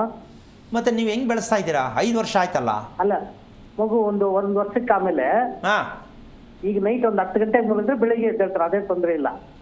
ಹಾ ಕಂಪಲ್ಸರಿ ನೈಟ್ 10 ಗಂಟೆ 10:30 ಮಲಗೋದು, ಹಾ ಬೆಳಿಗ್ಗೆ 6:30 ಎದ್ದೇಳ್ತಾನೆ. ಅವನು ಹೇಳ್ತಾನೆ ನೀವು ಬೆಳೆಸ್ಬೇಕಾ? ಇಲ್ಲ, ಅವನೇ ಎದ್ದು ಬರ್ತಾನೆ 6:30. ಓಕೆ. ಬಟ್ ಸ್ಟಾರ್ಟಿಂಗ್ ಹುಟ್ಟಿದಾಗ 1 ವರ್ಷ ತುಂಬಾ ತೊಂದರೆ ಕೊಟ್ಟಿದ್ದಾನೆ ಸರ್. 1 ಗಂಟೆ ಆದ್ರೆ ಮಲಗ ನೈಟ್ ಅಲ್ಲಿ ತುಂಬಾ ತೊಂದರೆ ಕೊಟ್ಟಿಲ್ಲ, ನಿಮಗೆ ಬುದ್ಧಿ ಕಲಿಸ್ತಾ ನೀವು ತೊಂದರೆ ಅಂತ ಅನ್ಕೊಂಡಿದ್ದೀರಾ? ಓಕೆ ಓಕೆ ನಿಮಗೆ ಬುದ್ಧಿ ಕಲಿಸಿದ್ದದು ತೊಂದರೆ ಅಲ್ಲ.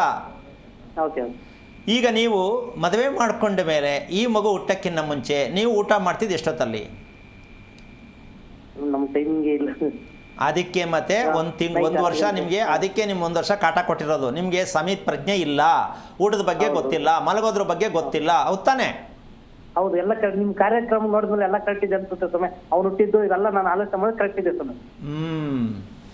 ಹಾಗಾಗಿ ಈಗ ಅವನು ಯಾವುದೇ ಒಂದು ವಿಚಾರದಲ್ಲಿ ಜ್ವರ ಅಂತ ಯಾವಾಗ ಬಂದಿತ್ತು ನಿಮ್ಮ ಮಗನಿಗೆ? ಜ್ವರ ಅಂತ ಬರುತ್ತೆ ಒಂದು ಸ್ಟಾರ್ಟಿಂಗ್ ಒಂದು 2 ವರ್ಷ ಮಗುವಿಂದ ಒಂದು 3 ತಿಂಗಳಿಗೆಲ್ಲ ಬಂದ್ಬಿಡ್ತಾ ಇತ್ತು. ಈಗ ಬರ್ತಾ ಬರ್ತಾ ಅದನ್ನ ಸ್ವಲ್ಪ ಒಂದು 6 ತಿಂಗಳಿಗೆ ಹಂಗೋಗಿದೆ. ಎಷ್ಟು ದಿನ ಇರುತ್ತೆ ಜ್ವರ ಬಂದ್ರೆ? ಎಷ್ಟು ದಿನ ಇರುತ್ತೆ ಜ್ವರ ಬಂದ್ರೆ? ಜ್ವರ ಬಂದ್ರೆ ಒಂದು 4 ದಿವಸ ಇತ್ತು, 1 ವಾರ ಆದ್ರೂ ಕಟ್ತು. ಬ್ಲಡ್ ಚೆಕ್ ಮಾಡಿಸಿದ್ರಾ? ಬ್ಲಡ್ ಚೆಕಪ್ ಏನು ಮಾಡ್ತಿಲ್ಲ ಸರ್. ಅಲ್ಲಲ್ಲ, ಜ್ವರ ಜಾಸ್ತಿ ಬಿಟ್ಟು ಬರೋದು ಈ ತರ ಇದ್ದಾಗ ಒಂದ್ಸರಿ ಮಾಡ್ತಿದ್ದೆ ಸರ್, ಮಾಡ್ತಿದ್ದೆ. 2 ಜ್ವರ ಬಂದ್ಬಿಟ್ಟಿತ್ತು ಮೊನ್ನೆ ಲಾಸ್ಟ್ ಟೈಮು. ಓಕೆ. ಯಾಕೆ ಅಂದರೆ ಅಶ್ವಿನಿ ನಕ್ಷತ್ರಕ್ಕೆ ಒಂದು ಭಗವಂತ ಕೊಟ್ಟಿರೋ ಗಿಫ್ಟ್ ಏನು ಗೊತ್ತಾ? ವಿಶೇಷವಾದ ಜ್ವರಗಳು ಪ್ರಾಪ್ತಿಯಾಗಲಿ ಅಂತ. ಚಿಕನ್ ಗುನ್ಯಾ, ವೈರಲ್ ಫೀವರು, ಟೈಫಾಯ್ಡು, ಈ ಥರ ವಿಶೇಷವಾದ ಜ್ವರ ಬರ್ತಕ್ಕಂತಹ ವಿಚಾರ ಇರೋದೇ ನಿಮ್ಮ ಮಗನ ನಕ್ಷತ್ರದಲ್ಲಿರುವಂತಹ ಮೂಲ ಸತ್ಯ. ಅದು ಅವನಿಗೆ ಏನಾಗತ್ತೆ ಅಂದರೆ ಒಂದು ಸ್ವಲ್ಪ ಹಠ ಮಾಡ್ತಕ್ಕಂಥದ್ದು, ಬೇಜಾರು ಮಾಡ್ಕೊಳ್ತಕ್ಕಂಥದ್ದು ಆಲ್ರೆಡಿ ಮಗುನಲ್ಲಿ ಪ್ರಾರಂಭ ಆಗಿದೆ. ಹೌದಲ್ಲ? ಹೌದು. ಮತ್ತೆ ಯಾವಾಗ ನೀವು 5 ವರ್ಷಕ್ಕೆ ಮಗುನ ರೆಡಿ ಮಾಡಬೇಕಿತ್ತು, ಯಾಕೆ ವೇಟ್ ಮಾಡ್ತಾ ಇದ್ದೀರಾ? ಇಲ್ಲ, ನಿಮ್ ಕಾರ್ಯಕ್ರಮ ಈಗ ಒಂದು 4 ತಿಂಗಳಿಂದ ನೋಡ್ತಾ ಇದ್ದೀನಿ. ಜನವರಿ ಫೆಬ್ರವರಿ ಒಳಗಡೆ ನಿಮ್ಮನ್ನು ಬಿಟ್ ಮಾಡಬೇಕಂತ ಪ್ಲಾನ್ ಮಾಡ್ಕೊಂಡಿದ್ದೀನಿ. ಆಗ್ತಾ ಇಲ್ಲ. ಓಕೆ. ಈಗ ನಿಮ್ಗೆ ಅರ್ಥ ಆಯ್ತಾ? ಖುಷಿ ಆಯ್ತಾ? ಬೇಜಾರಾಯ್ತಾ ಹೇಳೋದಕ್ಕೆ? ನಿಮ್ಮ ಕಾರ್ಯಕ್ರಮ ತುಂಬಾ ಖುಷಿ ಆಗ್ತಾ ಇದೆ ಗುರುಜಿ. ಓಕೆ ನೋಡಿ, ಬಗ್ಗೆ ಚೆನ್ನಾಗಿ ಓಕೆ ಹೇಳಿ. ರಕ್ತವನ್ನ, ಮನುಷ್ಯನ ದೇಹದಲ್ಲಿ ಹರಿಯುತ್ತಿರುವ ರಕ್ತ ಶುದ್ಧಿ ಮಾಡ್ತಕ್ಕಂತಹ ಒಂದು ವಿಚಾರವನ್ನ ನೀವು ತಿಳ್ಕೊಂಡ್ಬಿಟ್ರೆ, ನೀವೆಲ್ಲ ಪ್ರಪಂಚಾದ್ಯಂತ ಎಲ್ಲರೂ ತಿಳ್ಕೊಂಡ್ರೆ, ಗುರುಜಿ ನಮಗೆ ದೇಹದಲ್ಲಿ ಹರಿತಿರೋ ರಕ್ತ ತುಂಬಾ ಮುಖ್ಯ ತಾನೆ? ಹೌದು. ನಾವು ಬೇಡದೇ ಇರೋದು, ಬೇಕಾಗಿಲ್ಲದೆ ಇರೋದೆಲ್ಲ ತೃಪ್ತಿವಿ ಹೊಟ್ಟೆಗೆ. ಹೌದು ಗುರು. ಆದರೆ ರಕ್ತ ಏನಾಗ್ತಾ ಇದೆ ಅಂತ ನಮ್ಗೆ ಅರಿವಿಲ್ಲ. ಹೌದು. ಅದನ್ನು ತಿಳ್ಕೊಳ್ದೆ ಮಕ್ಕಳು ಮಾಡ್ಕೋತೀವಿ. ಗುರುಜಿ, ಒಂದು ಪ್ರಾಬ್ಲಮ್ ಏನಂದ್ರೆ, ಈಗ ಇವ್ ನಮ್ಮ ತಂದೆ ತೀರೋದ್ರು, ನಮ್ಮ ತಂದೆನೇ ಹುಟ್ಟಿದಾರೆ, ಹಂಗೆ ಇದಾರೆ, ಹಂಗೆ ಇದ್ದಾನೆ ಇವನು. ಅಲ್ಲ, ಇದು ಇನ್ನೊಂದು, ನಾನು ಸಾಕಷ್ಟು ಕಾರ್ಯಕ್ರಮದಲ್ಲಿ ಕೂಡ ಹೇಳ್ತೀನಿ, ನೀವು ಕೇಳಿಸ್ಕೊಂಡಿರೋ ಇಲ್ಲೋ ಗೊತ್ತಿಲ್ಲ. ಆತರದಲ್ಲಿ ಸತ್ತವರು ಆತರದಲ್ಲಿ ಮತ್ತೆ ರಿಪೀಟ್ ಬರ್ತಾರೆ ವಂಶಕ್ಕೆ. ಹೌದು, ಅದು ಕೇಳ್ತಾ ಇದ್ದೀನಿ. ಅರ್ಥ ಆಯ್ತಲ್ಲ? ಇವರಿಗೆ ಜಾಗ ಇಲ್ಲಮ್ಮ. ಯಾಕೆ ಅಂದರೆ ದಿಢೀರ್ ಅಂತ ಏನೋ ಕಾರಣ ಇಲ್ಲದೆ ಸತ್ತೋಗ್ತಾರೆ. ಒಂದು 40, 50, 60 ವರ್ಷ ಸಾಯ್ತಾರೆ. 100 ವರ್ಷ, ಮಿನಿಮಮ್ 85 ವರ್ಷ ನಂತರ ಆದರೆ ಸ್ವಲ್ಪ ಪ್ರಮಾಣ ಪರವಾಗಿಲ್ಲ. ಅದ್ರ ಹೊರಗಡೆ ಸತ್ತಂಥ ವ್ಯಕ್ತಿ ಮತ್ತೆ ಎಲ್ಲೂ ಹೋಗಲ್ಲ ಅವರು. ಯಾಕೆಂದರೆ ಆಯುಸ್ ಮತ್ತೆ ಮುಗಿಸ್ಬೇಕಲ್ಲ, ಮತ್ತೆ ರಿಪೀಟ್ ಬರ್ತಾರೆ. ಇವ್ರಿಗೂ ಆ ಥರ ಇರುತ್ತಲ್ಲ, ಮಗು ಬೇಕು ಅಂತ ಬಂದು ಎಂಟ್ರಿ. ಇದು ನಮ್ಮ ವಂಶದವರೇ ಮತ್ತೆ ನಮ್ಮನ್ನು ಬಂದು ಗೋಳ ಹಾಕೋತಾರೆ ಅಂತ ನಮ್ಮ ಜನಕ್ಕಿನ್ನೂ ಅರ್ಥ ಆಗಿಲ್ಲ. ಆಮೇಲೆ ನಮ್ಮ ಅಪ್ಪನಂಗವನಲ್ವ ಇವನು, ನಮ್ಮ ಅಜ್ಜಿ ಹಿಂಗೆ ಇದ್ಲಲ್ವಾ ಅಂತ ಕೂತ್ಕೊಂಡು ಕತೆ ಹೇಳ್ಕೊತಾರೆ. ಆದರೆ ಮತ್ತೆ ಬರೋದಕ್ಕೆ ನಾವು ಸಾಲ ತೀರಿಸಿಲ್ಲ ಅಂತ ನಾವು ತಿಳ್ಕೊಬೇಕು. ನಿಮ್ಗೆ ಅರ್ಥ ಆಯ್ತಾ? ಅರ್ಥ ಆಯ್ತು. ಸಾಲ ತೀರಿಸ್ತಕ್ಕಂಥದ್ದು ಪ್ರತಿಯೊಬ್ಬರ ಕರ್ತವ್ಯ, ನಿಮ್ಮ ಮನೇಲಿ ಮಾತ್ರ ಅಂತ ಅನ್ಕೋಬೇಡಿ. ಮಕ್ಕಳು ಹುಟ್ಟೋದು ಕುಟುಂಬದ ವಂಶದ ಸಾಲವನ್ನು ತೀರಿಸಲು ಮಕ್ಕಳನ್ನ ಭಗವಂತ ಕಳಿಸ್ತಾನೆ. ನಾವು ಸಾಲ ತೀರ್ಸೋಕ್ಕೆ ಮಕ್ಕಳು ಬಂದವ್ರೆ ಅಂತ ನಮ್ಗೆ ಗೊತ್ತೇ ಇಲ್ಲ. ವಂಶ ಬೆಳಗಕ್ಕೆ ಮಕ್ಕಳು ಹುಡ್ತಾವ್ರೆ ಅಂತ ಅದೇನು ವಂಶ ಬೆಳೆಸ್ತಾವ್ರೋ. ಅವನು ರೋಡಲ್ಲಿ ನಿಂತ್ಕೊಂಡಾಗ ಇವ್ರು ಬೆಳೆಸೋ ಕೆಲಸನೇ ಬೇರೆ ಅಲ್ವೇನಮ್ಮ. ಹೇಳೋದು ವಂಶೋದ್ಧಾರಕ ಅಂತ, ವಂಶೋದ್ಧಾರಕ ಆಗಲ್ಲ ಅವನು ಮಾಡ್ತಕ್ಕಂಥ ರೀತಿನೇ ಬೇರೆ ಇರುತ್ತೆ. ಹಾಗೆ ನಾವು ತಿಳ್ಕೋಬೇಕು, ಮಕ್ಕಳು ಹುಟ್ಟೋದು ನಮ್ಮ ಕುಟುಂಬವನ್ನು ರಕ್ಷಣೆ ಮಾಡಿ ಬುದ್ಧಿ ಹೇಳೋದಕ್ಕೆ ಹುಟ್ಟುತ್ತಾರೆ ಅಂತ ಎಲ್ಲ ನಿಮ್ಮ ಮೂಲಕವಾಗಿ ಎಲ್ರಿಗೂ ಅರ್ಥ ಆಗಲಿ ಅಂತ ಹೇಳಿದ್ದೀನಿ. ತಿಳ್ಕೊಳ್ಳೋ ಪ್ರಯತ್ನ ಮಾಡಿ. ಆದರೆ ಪ್ರಾರ್ಥನೆ ಮಾಡ್ತಕ್ಕಂಥದ್ದು ಶಿವನ ದೇವಸ್ಥಾನ ಎಲ್ಲಿದೆ, ಹೊಳೆ ಹತ್ರ ಇದೆ, ಅಲ್ಲಿ ಹೋಗಿ ಅಭಿಷೇಕವನ್ನು ಮಾಡಿಸಿ ಪ್ರಾರ್ಥನೆ ಮಾಡಿಕೊಂಡಾಗ ನಿಮಗೆ ಬರೋದಕ್ಕೆ ಅನುಕೂಲ ಆಗಬಹುದು. ಇಲ್ಲ ತಿಳಿಯೋಕ್ಕೆ ಅವಕಾಶ ಕೊಡಲ್ಲ. ಒಂಥರ ಅಡಚಣೆ ಆಗತ್ತೆ. ಪ್ರಯತ್ನ ಮಾಡಿ, ಒಳ್ಳೆಯದಾಗಲಿ. ಓಕೆ, ಧನ್ಯವಾದ ಕರೆ ಮಾಡಿದ್ದಕ್ಕೆ. ಇನ್ನು ವೀಕ್ಷಕರೇ, ನೀವು ಕೂಡ ಗುರುಗಳ ಹತ್ರ ಮಾತಾಡಬಹುದು. ಟಿವಿ ಸ್ಕ್ರೀನ್ ಮೇಲೆ ಲಭ್ಯ ಇರುವಂಥ ನಂಬರ್ಸ್ಗೆ ಕರೆ ಮಾಡಿ ಗುರುಗಳ ಜೊತೆ ಮಾತನಾಡಿ. ಒಬ್ಬರು ಕಾಲರ್ ಇದ್ದಾರೆ, ಶಿವಮ್ಮ ಅಂತ ಶಿರಾದಿಂದ. ಮಾತಾಡ್ಸೋಣ. ನಮಸ್ತೆ ಮಾ. ನಮಸ್ತೆ ಅಮ್ಮ. ಯಾರ ಬಗ್ಗೆ ಕೇಳಬೇಕಿತ್ತು? ನಮ್ಮ ಬಗ್ಗೆ ಕೇಳ್ಬೇಕು. ನಿಮ್ಮ ನಕ್ಷತ್ರ ಹೇಳಿ ಮಾ. ನಕ್ಷತ್ರ ಶಿವಮ್ಮ ಅಂತ, ಮಕರ ರಾಶಿ ಸ್ವಾಮಿ ನಮ್ದು. ಓಕೆ, ಗುರೂಜಿ ಇದ್ದಾರೆ, ಮಾತನಾಡಿ.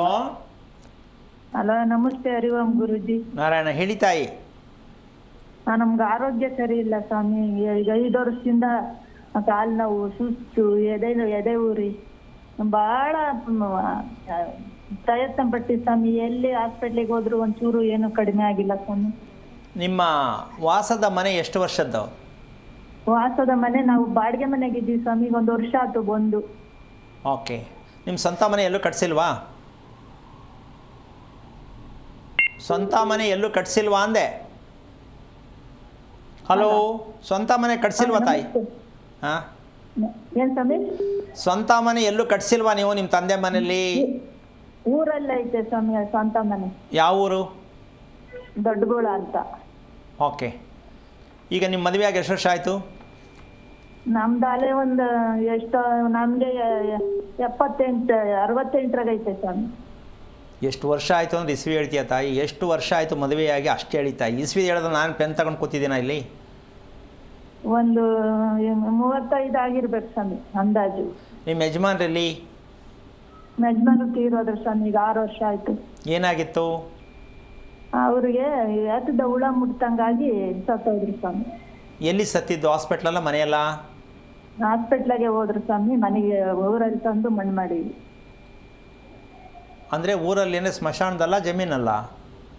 ಜಮೀನಲ್ಲೇ ಸ್ವಾಮಿ. ಅಲ್ಲಿ ಮಶಾಣನೇ ಇಲ್ಲ ಸ್ವಾಮಿ ಆ ಊರಲ್ಲಿ. ಓಕೆ, ನಿಮ್ಮವ್ರನ್ನ ಎಷ್ಟು ಜನ ಹಾಕಿದ್ದೀರಾ ಅಲ್ಲಿ ಜಮೀನಲ್ಲಿ? ಇಲ್ಲರ್ ಎಷ್ಟು ಜನ ಹಾಕಿದ್ರು, ನಮ್ಮ ಅತ್ತೆ ಮಗಳನ್ನೆಲ್ಲ ಅಲ್ಲೇ ಹಾಕಿರೋದೇನೆ. ನಾವು ಅವ್ರನ್ನೂ ಅಲ್ಲೇ ಹಾಕಿದ್ವಿ ಸ್ವಾಮಿ. ಈಗ ವರ್ಷಕ್ಕೊಂದ್ಸಲ ಹೋಗಿ ಅಲ್ಲಿ ಪೂಜೆ ಮಾಡೋದಾ?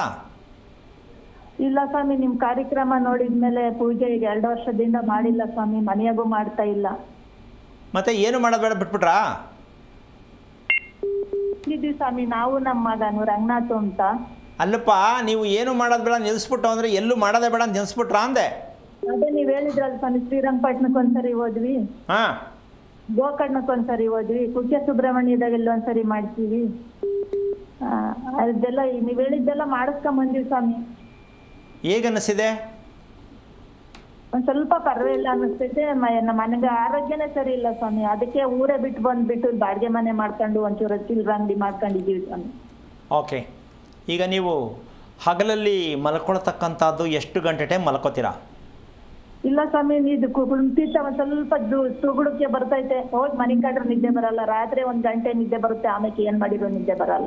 ಈಗ ನಿಮಗೆ ನಿದ್ದೆ ನನಗೆ ಸರಿಗೆ ಬರ್ತಿಲ್ಲ ಅಂತ ಗೊತ್ತಾಗಿದೆಯಲ್ವಾ? ಹೌದು ಸ್ವಾಮಿ, ಹೌದು ಸ್ವಾಮಿ. ಅಷ್ಟೇ, ಅದೇ ಔಷಧಿ. ನೀವು ನಿದ್ದೆ ಮಾಡೋದನ್ನ ಕರೆಕ್ಟಾಗಿ ಮಲ್ಕೊಂಡು, ನೀವು ಎಷ್ಟೋ ಜನ ಇದನ್ನು ಸಮಸ್ಯೆ ಮಾಡ್ತಾರಮ್ಮ, ನಿದ್ದೆ ತಡೆಯೋದು ಎಂಥ ಡೇಂಜರ್ ಅಂದರೆ ಅವರೇ ಹೇಳಿದ್ರು. ವಾಮಿಟ್ ಆಗ್ತೈತೆ. ಒಂದು ನಿಮಿಷ ಕೇಳಿಸ್ಕೊಳ್ಳಿ ತಾಯಿ. ಹೌದು, ಹೇಳಿ. ಸುಮಾರು ಜನ ಹಗಲ್ ನಿದ್ದೆ ಮಾಡಬಾರ್ದು ಅಂತ ಹೇಳೋರೆ ಅಂತ ಬೈಕ್ ಕಂಡಾರು ಕುತ್ಕೊಂಡು ಹಂಗಾರ ತೂಕಡಿಸ್ಕೊಳ್ಳೋದು, ಕಣ್ಣು ಬಿಡೋದು, ನೋಡೋದು, ಹಿಂಗೆಲ್ಲ ಮಾಡ್ತಾರೆ. ಈ ಎಕ್ಸಸೈಜಿಂದ ಹೃದಯಕ್ಕೆ ಎಷ್ಟು ಪೆಟ್ಟಾಗತ್ತೆ ಅಂತ ನಮ್ಮ ಜನಕ್ಕೆ ಇನ್ನೂ ಅರ್ಥ ಆಗಲ್ಲ. ಈಗ ಅವರೇ ಹೇಳಿದ್ರು, ಉಸಿರಾಟದಲ್ಲಿ ಸಮಸ್ಯೆ ಅಂದರೆ ನಿದ್ದೆಯನ್ನು ತಡೆಯುವುದು, ಕೋಪವನ್ನು ತಡೆಯುವುದು, ಇವೆರಡೂ ತಡೆ ಹಿಡಿದಾಗ ಹೃದಯ ನಿಮ್ಮದಲ್ಲ. ಯಾವಾಗ ಏನಾಗುತ್ತೋ ಅನುಭವಿಸ್ಬೇಕು. ಹೃದಯ ಭಾಗ ಯಾವಾಗ ಉಸಿರಾಟದ ಪ್ರಕ್ರಿಯೆ ಕರೆಕ್ಟಾಗಿ ಬರಲ್ಲ, ನಿದ್ದೆ ಯಾವಾಗಿಲ್ಲ, ಉಸಿರಾಟ ಪ್ರಕ್ರಿಯೆ ಚೆನ್ನಾಗಿರಲ್ಲ. ಚೆನ್ನಾಗಿಲ್ಲದೆ ಇದ್ದಾಗ ಊಟ ಮಾಡಿದ್ದು ಹೊಟ್ಟೆ ಹಸಿಯೋದಕ್ಕೆ ಅವಕಾಶ ಕಮ್ಮಿ ಇರುತ್ತೆ. ಸೊ ಆಹಾರದ ಕ್ರಮ ಯಾವಾಗ ತಪ್ಪು, ನಿದ್ದೆ ಕ್ರಮ ತಪ್ಪುತ್ತೆ. ಅಮ್ಮ, ಅರ್ಥ ಆಗ್ತಾ ಇದೆಯಾ? ಹಲೋ. ಹೌದು ಸ್ವಾಮಿ, ಅರ್ಥ ಆಗ್ತೈತೆ. ನೀವು ಮಾಡಬೇಕಾದ ಕೆಲಸ ಇಷ್ಟೇ. ಎಲ್ಲ ಮಾಡಿದ್ದು ಒಳ್ಳೆಯದಾಗಕ್ಕೆ ಅಂದ್ಕೊಳ್ಳೋದ್ರ ಬದಲು ಅದು ಕುಟುಂಬಕ್ಕೋಸ್ಕರ ಮಾಡ್ತಕ್ಕಂಥ ವಿಚಾರಕ್ಕಾದರೂ ನನ್ನ ಆರೋಗ್ಯಕ್ಕನುಸಾರವಾಗಿ ನಾನು ಏನು ತಿಳ್ಕೋಬೇಕು, ಏನು ಮಾಡಬೇಕು ಅಂತ ಅವಾಗವಾಗ ನೀವು 1 ತಿಂಗಳೋ 2 ತಿಂಗಳೋ 6 ತಿಂಗಳಿಗೆ ಒಂದು ಸಲ ನಿಮ್ಮ ಆರೋಗ್ಯದ ಬಗ್ಗೆ, ನಿಮ್ಮ ದಿನಚರಿ ಏನು ಮಾಡಬೇಕು, ಊಟ ಹೇಗೆ ಮಾಡಬೇಕು, ಎಷ್ಟೊತ್ತಿಗೆ ಮಾಡಬೇಕು, ಯಾವ ರೀತಿ ಊಟ ಮಾಡಿದ್ರೆ ಚೆನ್ನಾಗಿರುತ್ತೆ ತಿಳ್ಕೊಬೇಕಲ್ವಮ್ಮ? ತಿಳ್ಕೊಬೇಕು ಸ್ವಾಮಿ. ಪ್ರಯತ್ನ ಮಾಡ್ತಾಯಿ. ಎಲ್ಲೋ ಹೋಗ್ಬಿಟ್ಟು ಹಾಸ್ಪಿಟ್ಲಿಗೆಲ್ಲ ಹೋದರೆ ಹಾಸ್ಪಿಟ್ಲಲ್ಲಿ ನಿಮಗೆ ರೋಗ ಪೂರ್ಣ ಹೋಗೋದಕ್ಕೆ ಎಲ್ಲೂ ಯಾವ ಡಾಕ್ಟ್ರ್ ಕೈಲೂ ಕೊಡೋಕ್ಕಾಗಲ್ಲ. ಅದು ಔಷಧ. ಅದು ಆ ಕ್ಷಣಕ್ಕೆ ಹೋಗುತ್ತೆ, ನಾಳೆ ಬರುತ್ತೆ. ಅದು ನೀವು ತಿಳ್ಕೋಬೇಕು. ಹೊಟ್ಟೋಗುತ್ತೆ ಅಂದ್ಕೊಂಡ್ರೆ ನಾನೇನು ಮಾಡೋಕ್ಕಾಗಲ್ಲ. ಇವತ್ತು ಹೋಗು, ನಾಳೆ ಬಾ. ಇದು ಔಷಧಿಯ ಇರ್ತಕ್ಕಂಥ ಪ್ರಕ್ರಿಯೆ. ನೀವು ಅದನ್ನೇ ಮುಂದುವರೆಸಿದ್ರೆ ಹೋಗ್ತಾಯಿರಿ. ಶಾಶ್ವತವಾಗಿ ಆರೋಗ್ಯ ಬೇಕು ಅಂದ ಮೇಲೆ ತಿಳ್ಕೊಳ್ಳೋಕೆ ಪ್ರಯತ್ನ ಮಾಡಿ. ನೀವು ಮಾಡುವ ಊಟವೇ ನಿಮಗೆ ಔಷಧವಾಗಬೇಕು. ಈ ಸತ್ಯ ನಿಮಗೆ ಅರ್ಥ ಆದರೆ, ಔಷಧದಿಂದ ದೂರ ಆದರೆ ನಿಮ್ಮ ದೇಹ ಯಾವ ಕಾರಣಕ್ಕೂ ನಿಮಗೆ ಸಪೋರ್ಟ್ ಕೊಡುತ್ತೆ. ಎಲ್ಲದಕ್ಕೂ ಔಷಧಿಯನ್ನು ಬಳಸುವಂಥ ಪದ್ಧತಿ ಯಾರ ಮನೆಯಲ್ಲಿದೆ ಆ ಕುಟುಂಬದಲ್ಲಿ ಯಾರಿಗೂ ನೆಮ್ಮದಿ ಇಲ್ಲ, ಆರೋಗ್ಯ ಚೆನ್ನಾಗಿರಲ್ಲ. ಔಷಧಿ ಎಷ್ಟು ಒಳ್ಳೆಯದು ಅಂತ ಅಂದ್ಕೊಂಡಿದ್ದೀವೋ ಅಷ್ಟೇ ನಮ್ಮ ದೇಹವನ್ನು ಯಾವುದೋ ಒಂದು ಕತೆಗೆ ತಗೊಂಡೋಗಿ ತಳ್ಳಿಬಿಡುತ್ತೆ. ಇದಕ್ಕೆ ರಿಪೇರಿ ಇಲ್ಲ. ನೀವ್ಯಾವ್ದು ಔಷಧಿ ತೊಗೊಂಡ್ರು ರಿಪೇರಿ ಮಾಡ್ಕೊಳಕ್ಕಾಗಲ್ಲ. ಯಾಕೆಂದರೆ ಸ್ಟಾರ್ಟ್ ಮಾಡಿದ್ಯಾರು? ಮಗುಗೆ ಚಾಕ್ಲೇಟ್ ಕೊಟ್ಟಂಗೆ ಕಣಮ್ಮ. ಮಗುಗೆ ಚಾಕ್ಲೇಟ್ ಕೊಡಿಸಿ ಅದು ಮಗು ಚಾಕ್ಲೇಟ್ ಬೇಕೇ ಬೇಕು ಅಂತ ಅನಿಸುತ್ತೆ. ಹಾಗೆ ನಮ್ಮ ದೇಹಕ್ಕೆ ಔಷಧ ಅಂತ ಎಂಟ್ರಿ ಆಯಿತು ಅಂದರೆ ಜೀವನ ಪರ್ಯಂತ ನಿಮಗೆ ನಿದ್ದೆ ಬರಲ್ಲ, ಆರೋಗ್ಯ ಅಂತಕ್ಕಂಥದ್ದು ನಿಮ್ಮ ಜೀವನ ಪರ್ಯಂತ ಸಿಕ್ಕಲ್ಲ. ಅದಕ್ಕೆ ನಾವೇನು ಮಾಡಬೇಕು ಅಂದರೆ, ಕುಡಿಯೋನಿಗೆ ಎಷ್ಟರ ಮಟ್ಟಕ್ಕೆ ನಾವು ಹೇಳ್ತೀವೋ ಬುದ್ಧಿನ, ಹಾಗೆ ಔಷಧಿ ಮಾತ್ರೆ ತಗೊಳ್ತಕ್ಕಂಥದ್ದನ್ನು ಅಷ್ಟೇ ಬುದ್ಧಿ ತಿಳ್ಕೊಬೇಕು. ಕುಡಿಬಾರ್ದಪ್ಪ, ಒಳ್ಳೆಯದಲ್ಲ ಅಂತ ಹೇಳ್ತೀವಿ. ಅದಕ್ಕಿನ್ನ ಕೆಟ್ಟದ್ದು ಯಾವುದು ಅಂದರೆ ಔಷಧಿಗಳ ಸೇವನೆ ಅಂತ ನಮ್ಗೆ ಯಾವಾಗ ಅರ್ಥ ಆಗುತ್ತೋ ಆವತ್ತು ನಮ್ಮ ದೇಹ ಆರೋಗ್ಯ ಚೆನ್ನಾಗಿರುತ್ತೆ. ಮಕ್ಕಳಿಗೂ ಅದೇ ಅಭ್ಯಾಸ, ಸಿರಪ್ ಹಾಕೋದು. ಅಂದರೆ ಬೇಡವೇ ಬೇಡ ಅಂತ ನಾನು ಕಂಡೀಷನ್ ಆಗಿ ಹೇಳ್ತಾ ಇಲ್ಲ, ಬೇಕು. ಆದರೆ ಎಲ್ಲವೂ ಔಷಧನೇ ಬೇಕು. ದೇಹ ಎಲ್ಲ ಕೆಡ್ತಾ ಹೋಗುತ್ತೆ, ಶಕ್ತಿ ಕಳ್ಕೊಳ್ಳುತ್ತೆ, ನಿಮ್ಮ ಕೈಗೆ ಸಿಕ್ಕಲ್ಲ. ದೇಹನೇ ಬೇರೆ, ನಿಮ್ಮ ಮನಸ್ಸೇ ಬೇರೆ, ಜೀವನ ಹೆಂಗಾಗತ್ತೆ? ಈ ನರಕವನ್ನು ಯಾಕೆ ಅನುಭವಿಸ್ತೀರಾ? ಎಲ್ಲೋ ನರಕ ಇಲ್ಲ. ನಿಮ್ಮ ದೇಹವನ್ನು ಔಷಧಿಗಳಿಂದ ರಕ್ಷಣೆ ಮಾಡಿ. ಇದು ಸ್ವರ್ಗ. ಔಷಧಗಳನ್ನು ಸೇರಿಸಿದಾಗ ಅದು ನರಕ. ಮಕ್ಕಳಿಗಾಗಲಿ ದೊಡ್ಡವ್ರಿಗಾಗಲಿ ಈ ಸತ್ಯ ಅರ್ಥ ಆಗಲಿ ನಿಮ್ಮ ಮೂಲಕ ಎಲ್ಲರಿಗೂ ಅಂತೇಳಿ. ಒಳ್ಳೆಯದಾಗಲಿ ತಾಯಿ, ಇದನ್ನು ಪ್ರಯತ್ನ ಮಾಡಿ. ಓಕೆ, ಧನ್ಯವಾದ ಕರೆ ಮಾಡಿದ್ದಕ್ಕೆ. ಇನ್ನೊಬ್ಬರು ಕಾಲರ್ ಇದ್ದಾರೆ ಗುರೂಜಿ, ಸೀನಪ್ಪ ಅಂತ ಶಿರಾದಿಂದ. ನಮಸ್ತೆ. ನಮಸ್ತೆ ಮೇಡಮ್. ಯಾರ ಬಗ್ಗೆ ಕೇಳಬೇಕಿತ್ತು? ನನ್ನ ಮಗಂದು ಗಿರೀಶ್. ಅವ್ರ ನಕ್ಷತ್ರ ಹೇಳಿ ಸರ್. ಕುಂಭ ರಾಶಿ, ಶತವಿ ನಕ್ಷತ್ರ. ಓಕೆ, ಗುರೂಜಿ ಇದ್ದಾರೆ, ಮಾತನಾಡಿ ಸರ್. ಹಲೋ ಸರ್ ನಮಸ್ತೆ. ನಾರಾಯಣ ಹೇಳಿ. ಎಷ್ಟು ವಯಸ್ಸು? ಶತಭಿಷ ನಕ್ಷತ್ರ. ಯಾರ ಮಗನಾ? ಹಾಂ, ಮಗ ಸರ್. ಎಷ್ಟು ವಯಸ್ಸು? ಅವನಿಗಾಗಲೇ ಒಂದು 92 ವಯಸ್ಸು. ಒಂದು ವಯಸ್ಸು ಹೇಳಿ, ಇಸ್ವಿ ಯಾಕೆ ಹೇಳ್ತೀರಾ? ವಯಸ್ಸೆಷ್ಟು? 31 ಆಯ್ತು. ಮದುವೆ ಆಯಿತಾ? ಮದುವೆ ಆಗಿಲ್ಲ ಸರ್, ಅದಕ್ಕೆ ಅವ್ನು ಓಡಾಕೆ ಸರ್ ನೋಡ್ತಾ ಇದ್ದೀವಿ. ಏನು ಮಾಡ್ತಾನೆ? ಅವನು ಬೆಂಗಳೂರಲ್ಲ ಇದ್ದಾರೆ ಸರ್, ಒಂದು ಕಂಪ್ನಿ ಒಳಗೆ. ಓಕೆ, ದುಡಿತಾ ಇದ್ದಾನಾ? ಹ್ಞೂ, ದುಡಿತಾವನೆ. ಹೋಗಲಿ, ಅವ್ನು ಖುಷಿಯಾಗಿದ್ದಾನ? ನಿಮಗೆ ಖುಷಿಯಾಗಿ ಇಡಿಸಿದಾನ? ದುಡ್ಡು ಕಾಸು ಎಲ್ಲದಲ್ಲಿ ವ್ಯವಹಾರದಲ್ಲಿ ಏನೋ ಖುಷಿ. ಅವ್ನಿಗೆ ಯಾಕೋ ಒಂಥರ ಸರಿ ಇಲ್ಲ ಸರ್. ಅವನು ಸರಿ ಇಲ್ಲ ಅಲ್ಲ, ನೀವು ಸರಿ ಇಲ್ಲ ಅನ್ಕೊಳ್ಳಿ. ಮಕ್ಕಳ ಮೇಲೆ ಯಾಕೆ ಸರಿ ಇಲ್ಲ ಅಂತೀರಾ? ಯಾವತ್ತು ತಿಳ್ಕೊಳ್ಳಿ, ತಂದೆ ತಾಯಿಗಳು ಮಕ್ಕಳ ಮೇಲೆ ಕಂಪ್ಲೇಂಟ್ ಹೇಳೋದು, ಮಕ್ಕಳು ಸರಿ ಇಲ್ಲ ಅಂತ ಹೇಳೋದು ನಿಜಕ್ಕೂ ಮೂರ್ಖತನ ವಿಚಾರ ಆಗತ್ತೆ. ನಿಮಗೆ ಜೀವನದಲ್ಲಿ ಭಗವಂತ ನಿಮಗೆ ಜಾಗ ಕೊಡಲ್ಲ. ಮಕ್ಕಳ ಮೇಲೆ ಯಾವ ಕಾರಣಕ್ಕೂ ತಂದೆ ತಾಯಿಗಳು ವರದಿಯನ್ನು ಒಪ್ಪಿಸಬಾರ್ದು. ಮಕ್ಕಳು ಏನು ಅನುಭವಿಸ್ತಾ ಇದ್ದಾರೆ ಅದು ನಿಮ್ಮ ಪ್ರಸಾದನೇ. ನೀವು ತಲೆ ಮೇಲೆ ಕಲ್ಲು ಹಾಕಿರೋದೇ. ಮಕ್ಕಳನ್ನು ನೀವೇ ಹಾಳು ಮಾಡಿರೋದು. ನಿಮ್ಗೆ ಅರ್ಥ ಆಗಿಲ್ಲ. ದಯವಿಟ್ಟು ಹೆಣ್ಣಾಗಲಿ ಗಂಡಾಗಲಿ ಮಕ್ಕಳ ಮೇಲೆ ಹೊರೆ ಒರೆಸೋದನ್ನು ನೀವು ಬಿಟ್ಟರೆ ನಿಮಗೆ ಸ್ವರ್ಗ ಪ್ರಾಪ್ತಿ ಆಗ್ಬೋದು ಸತ್ತಾಗ. ಇಲ್ಲ, ಮಕ್ಕಳ ಬಗ್ಗೆ ಕಂಪ್ಲೇಂಟ್ ಹೇಳ್ತಾ ಹೋದರೆ, ಮಕ್ಕಳ ಬಗ್ಗೆ ದೂರ ಕೊಡ್ತಾ ಹೋದರೆ ನರಕ ಪ್ರಾಪ್ತಿ ಆಗೋದ್ರಲ್ಲಿ ದೂರ ಇಲ್ಲ. ಮಕ್ಕಳು ದೇವರನ್ನ ಥರ ಸಾಕಬೇಕ್ರಿ. ನಿಮ್ಗೆ ಅದ್ರ ಬಗ್ಗೆ ಗೊತ್ತೇ ಇಲ್ಲ. ನೀವು ದೇವಸ್ಥಾನಕ್ಕೋ ಕೈ ಮುಗಿಯೋದು ದೇವರು ಅಂದ್ಕೊಂಡಿದ್ದೀರಾ. ಮಕ್ಕಳ ಸಂತಾನ ಅಂತಕ್ಕಂಥ ಹೆಸರು ಬರ್ತಕ್ಕಂಥ ಮಕ್ಕಳನ್ನು ದೇವರನ್ನು ಸಾಕದ ಹಾಗೆ ಸಾಕಬೇಕು, ಆರೋಗ್ಯವಂತರನ್ನಾಗಿ ಮಾಡಬೇಕು. ನೀವೇನು ಮಾಡಿದರೆ ಗೊತ್ತಾ? ಓದಿಸ್ಬಿಟ್ಟು ತೊಗೊಂಡೋಗಿ ಎಲ್ಲೋ ಸಿಕ್ಸ್ಬಿಟ್ರಿ ಸಂಪಾದನೆ ಮಾಡುವಂಥ. ಅವನಿಗೆ ಮದುವೆ ಏನಕ್ರಿ ಮಾಡ್ತೀರಾ? ಯಾವ ಪುರುಷಾರ್ಥಕ್ಕೆ ಮದುವೆ ಬೇಕ್ರಿ ಹೇಳಿ? ನೀವು ನಿಮ್ಮ ಮಗನ ಬೆಳೆಸಿರೋ ರೀತಿ ನೀತಿ ನೋಡಿದ್ರೆ ನಿಮ್ಮ ಹೆಂಗಸರ ಮನೆ ವಂಶ, ನಿಮ್ಮನೆ ವಂಶ ಎರಡೂ ಕೂಡ ಏನೂ ಇಲ್ಲ. ಹೆಂಗೆಂಗೋ ಇದ್ದು ಬಿದ್ದು ಬಂದಿರತಕ್ಕಂಥ ಒಂದು ಕುಟುಂಬ. ಏನು ಹೇಳ್ತೀರಾ? ಹೌದು ಹೌದು. ಮತ್ತು ಹಂಗಿದ್ಮೇಲೆ ನಿಮ್ಮ ಮಗ ಹೆಂಗೆ ಚೆನ್ನಾಗಿರ್ತಾನೆ? ಮಗ ಆಗಲಿ ಮಗಳಾಗಲಿ. ನಿಮಗೇ ಗೊತ್ತಿಲ್ಲ ಬದುಕೋದಕ್ಕೆ. ಬೇಜಾರು ಮಾಡ್ಕೋಬೇಡಿ. ಶತಭಿಷ ನಕ್ಷತ್ರಕ್ಕೆ ಹುಟ್ಟಿರ್ತಕ್ಕಂಥದ್ದು ಶತಭಿಷ. 100 ಥರದ ದೋಷ ಇರುತ್ತೆ. ಒಂದು ಮಗು ಹುಟ್ಟಿದ್ರೆ 10 ತಲೆಮಾರಿಂದ ಬಂದಿರತಕ್ಕಂಥ ಸೋಮಾರಿತನದ ವಂಶ. ಸತ್ತವ್ರಿಗೆ ಏನು ಮಾಡೋದು ಗೊತ್ತಿಲ್ಲ, ದೇವ್ರ ಪೂಜೆ ಹೇಗೆ ಮಾಡಬೇಕು ಗೊತ್ತಿಲ್ಲ, ಬೆಳಗ್ಗೆ ಎಷ್ಟೊತ್ತು ಕೇಳಬೇಕೇನು ಗೊತ್ತಿಲ್ಲ, ರಾತ್ರಿ ಎಷ್ಟೊತ್ತು ಊಟ ಮಾಡಬೇಕು ಗೊತ್ತಿಲ್ಲ, ಯಾವುದೂ ಗೊತ್ತಿಲ್ಲದೆ ಮದುವೆ ಮಕ್ಕಳು ಯಾಕೆ? ಶತಭಿಷ ನಕ್ಷತ್ರದಲ್ಲಿ ಇರ್ತಕ್ಕಂಥ ಪ್ರಪಂಚದ ಇತಿಹಾಸದಲ್ಲಿ ಎಷ್ಟು ಕುಟುಂಬಗಳಲ್ಲಿ ಶತಭಿಷ ನಕ್ಷತ್ರ ಮಗು ಹುಟ್ಟಿದೆಯೋ, ನಿಮ್ಮ ಕುಟುಂಬಗಳಲ್ಲಿ ಯಾವುದೇ ದೇವರಿಗೆ ಸತ್ತವರಿಗೆ ಏನು ಮಾಡಿಲ್ಲ, ಏನು ಗೊತ್ತಿಲ್ಲ. ನೀವು ಮಧ್ಯ ರಸ್ತೆಯಲ್ಲೇ ನಿಂತ್ಕೊಂಡೇ ಜೀವನ ಕಳಿಬೇಕು. ರಸ್ತೆ ನಿಮ್ಮನ್ನೆಲ್ಲೂ ಕರ್ಕೊಂಡೋಗಲ್ಲ. ನೀವು ಎಲ್ಲಿ ಹೋಗೋಕ್ಕಾಗಲ್ಲ. ಮನೆಯೊಳಗೆ ಮಲ್ಕೊಳ್ಳೋಕ್ಕೂ ಆಗಲ್ಲ. ಈ ರೀತಿ ಹಿಂಸೆಯಲ್ಲಿ ಅನುಭವಿಸ್ತಾ ಇದ್ದೀರಲ್ಲ, ಯಾವಾಗಪ್ಪ ನಿಮಗೆ ಬುದ್ಧಿ ಬರೋದು? ನಿಮ್ಮ ಮಗ ನಿದ್ದೆ ಮಾಡ್ತಕ್ಕಂಥದ್ದು, ಅವ್ನು ಮಾತಾಡ್ತಕ್ಕಂಥದ್ದು, ಟೈಮ್ಗೆ ನಡ್ಕೊಳ್ತಕ್ಕಂಥದ್ದು ಸರಿ ಅನಿಸುತ್ತಾ ನಿಮಗೆ? ಸರಿ ಇಲ್ಲ ಅಂತ ಹೇಳ್ತಿರಲ್ಲ, ಇದು ಸರಿ ಅನಿಸುತ್ತಾ ನಿಮ್ಗೆ? ಯೋಚನೆ ಮಾಡಿ. ದೊಡ್ಡವರಾದವರು ಮಕ್ಕಳ ವಿಷಯದಲ್ಲಿ ನಕ್ಷತ್ರಕ್ಕೆ ಹುಟ್ಟಿದ್ರೆ ಆ ನಕ್ಷತ್ರ ಏನಕ್ಕೆ ಮಗು ಬಂತು, ಆ ನಕ್ಷತ್ರಕ್ಕೆ ನಾವೇನು ಮಾಡಬೇಕು ಅಂತ ತಿಳ್ಕೊಂಡ್ರ ನೀವು? ಹಲೋ ಹಲೋ ಹೇಳಿ.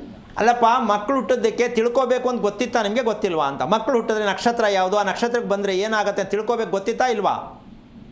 ಇಲ್ಲ ಸರ್, ತಿಳ್ಕೊಂಡಿಲ್ಲ, ಅದಕ್ಕೆ ನಾವು ಕಾಲ್ ಮಾಡಿದ್ವಿ. ಈಗ ಪ್ರಯತ್ನ, ಈಗ ನಾನು ಹೇಳ್ತಾ ಇರೋದು ಅದನ್ನೇ. ನೀವು ಯಾಕೋ ನಿಂತೇ ಹೋಗ್ಬಿಟ್ರಲ್ಲ, ಸ್ಲೋ ಆಗ್ಬಿಟ್ರಲ್ಲ.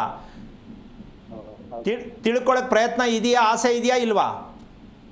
ಐತೆ ಸರ್, ಇರೋವಾಗೆ ಕಾಲ್ ಮಾಡಿ. ಆಮೇಲೆ ಮದುವೆ ಮಾಡೋಕ್ಕೆ ಹೆಣ್ಣು ಹುಡ್ಕಕ್ಕೆ ಹೋಗಬೇಡಿ, ಅದು ಸುಲಭ ಸಿಕ್ಕಲ್ಲ. ಕುಂಡಲಿ ಜಾತಕ ಇದ್ದರೆ ದಯವಿಟ್ಟು ಹೆಣ್ಣು ಮನೆಯವ್ರಿಗೆ ಬಂದರೆ ಕೊಡಬೇಡಿ, ಮದುವೆ ಯಾರು ಹೆಣ್ಣು ಕೊಡಲ್ಲ. ಕಾರಣ ಏನು ಅಂತ ನಾನು ಮಾಧ್ಯಮದಲ್ಲಿ ಕೂತ್ಕೊಂಡು ಹೇಳೋಕ್ಕಾಗಲ್ಲ.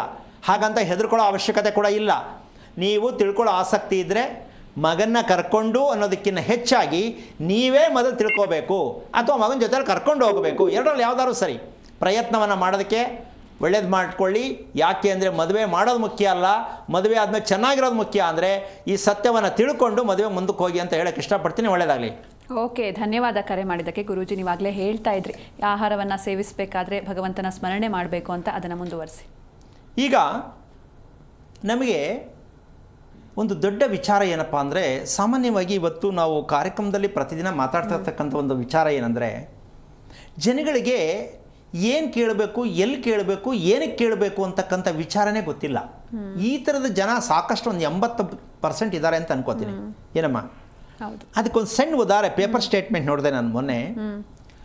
ನಮ್ಮ ಭಾರತ ದೇಶ ಇರ್ತಕ್ಕಂತಹ 130-140 ಕೋಟಿನೋ ಜನಸಂಖ್ಯೆ ಏನು ಅಂತ ಇದೆ ಅಂತ ಅಂದ್ಕೊಂಡ್ರೆ, ಇಡೀ ಭಾರತ ದೇಶಕ್ಕೆ ಆರೋಗ್ಯವಂತರು ಅಂದರೆ ಹೇಳಬೇಕಂದ್ರೆ 1,500,000 ಜನ ಅಷ್ಟೇ ಆರೋಗ್ಯವಂತರು ಅಂತ ಹೇಳ್ತಾ ಇದೆ ಸ್ಟೇಟ್ಮೆಂಟ್, ನಂದಲ್ಲ ಇದು. ಅಂದರೆ ಇಷ್ಟು ಕೋಟಿ ಜನಸಂಖ್ಯೆಯಲ್ಲಿ ಆರೋಗ್ಯ ಅಂತ ಇರತಕ್ಕಂಥ ಸಿಂಪ್ಟಮ್ಸ್ ಕಾಣಿಸ್ತಾ ಇರೋದು ಒಂದು ಇಷ್ಟು ಸಿಗ್ತಾರೆ ಅಂತಂದರೆ ನಾವು ಎಲ್ಲಿದ್ದೀವಿ ಅಂತ ಸ್ವಲ್ಪ ಯೋಚನೆ ಮಾಡಬೇಕು. ಹೌದು ಗುರೂಜಿ.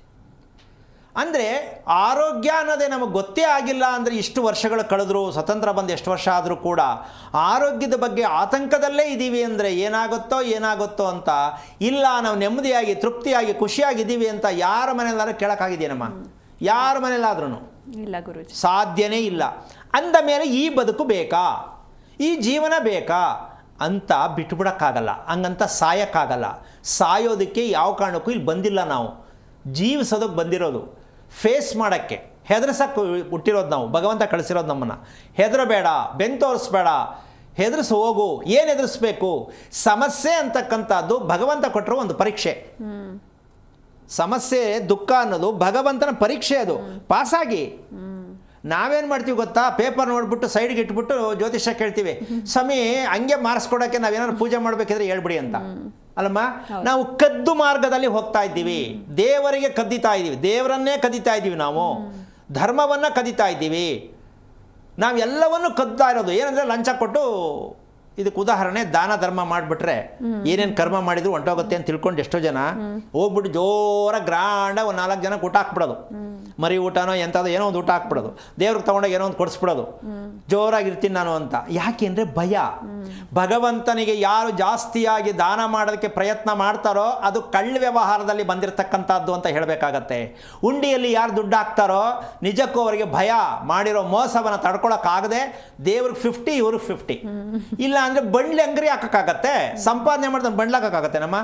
ತಿರುಪತಿಗೋ ಧರ್ಮಸ್ಥಳಕ್ಕೆ ಹೋಗೋ ಬಸ್ ಚಾರ್ಜ್ ಅಡ್ಜಸ್ಟ್ ಮಾಡ್ಕೊಂಡು ಹೋಗೋದೇ ಕಷ್ಟ ಇದೆ. ಅಂಥದ್ರಲ್ಲಿ ಉಂಡಿನೇ ತೊಗೊಂಡೋಗಿ ಇಷ್ಟು ಸುರಿತೀನಿ ಅಂದರೆ ತಡ್ಕೊಳಕ್ಕಾಯ್ತಾ ಇಲ್ಲ.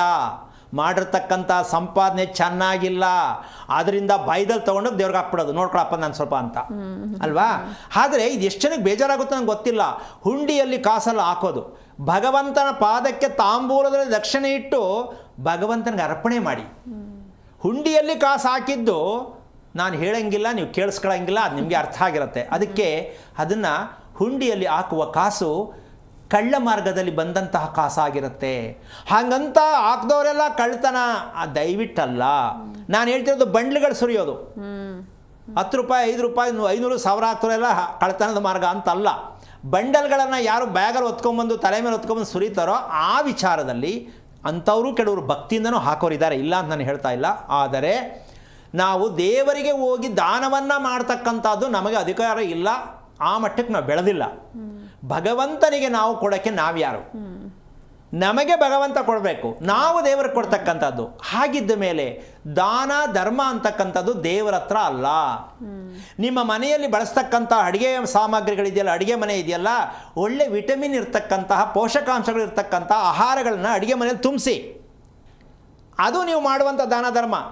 ಮಕ್ಕಳು ಆರೋಗ್ಯವಾಗಿರ್ತಾರೆ, ಹೆಂಡತಿ ಆರೋಗ್ಯವಾಗಿರ್ತಾರೆ.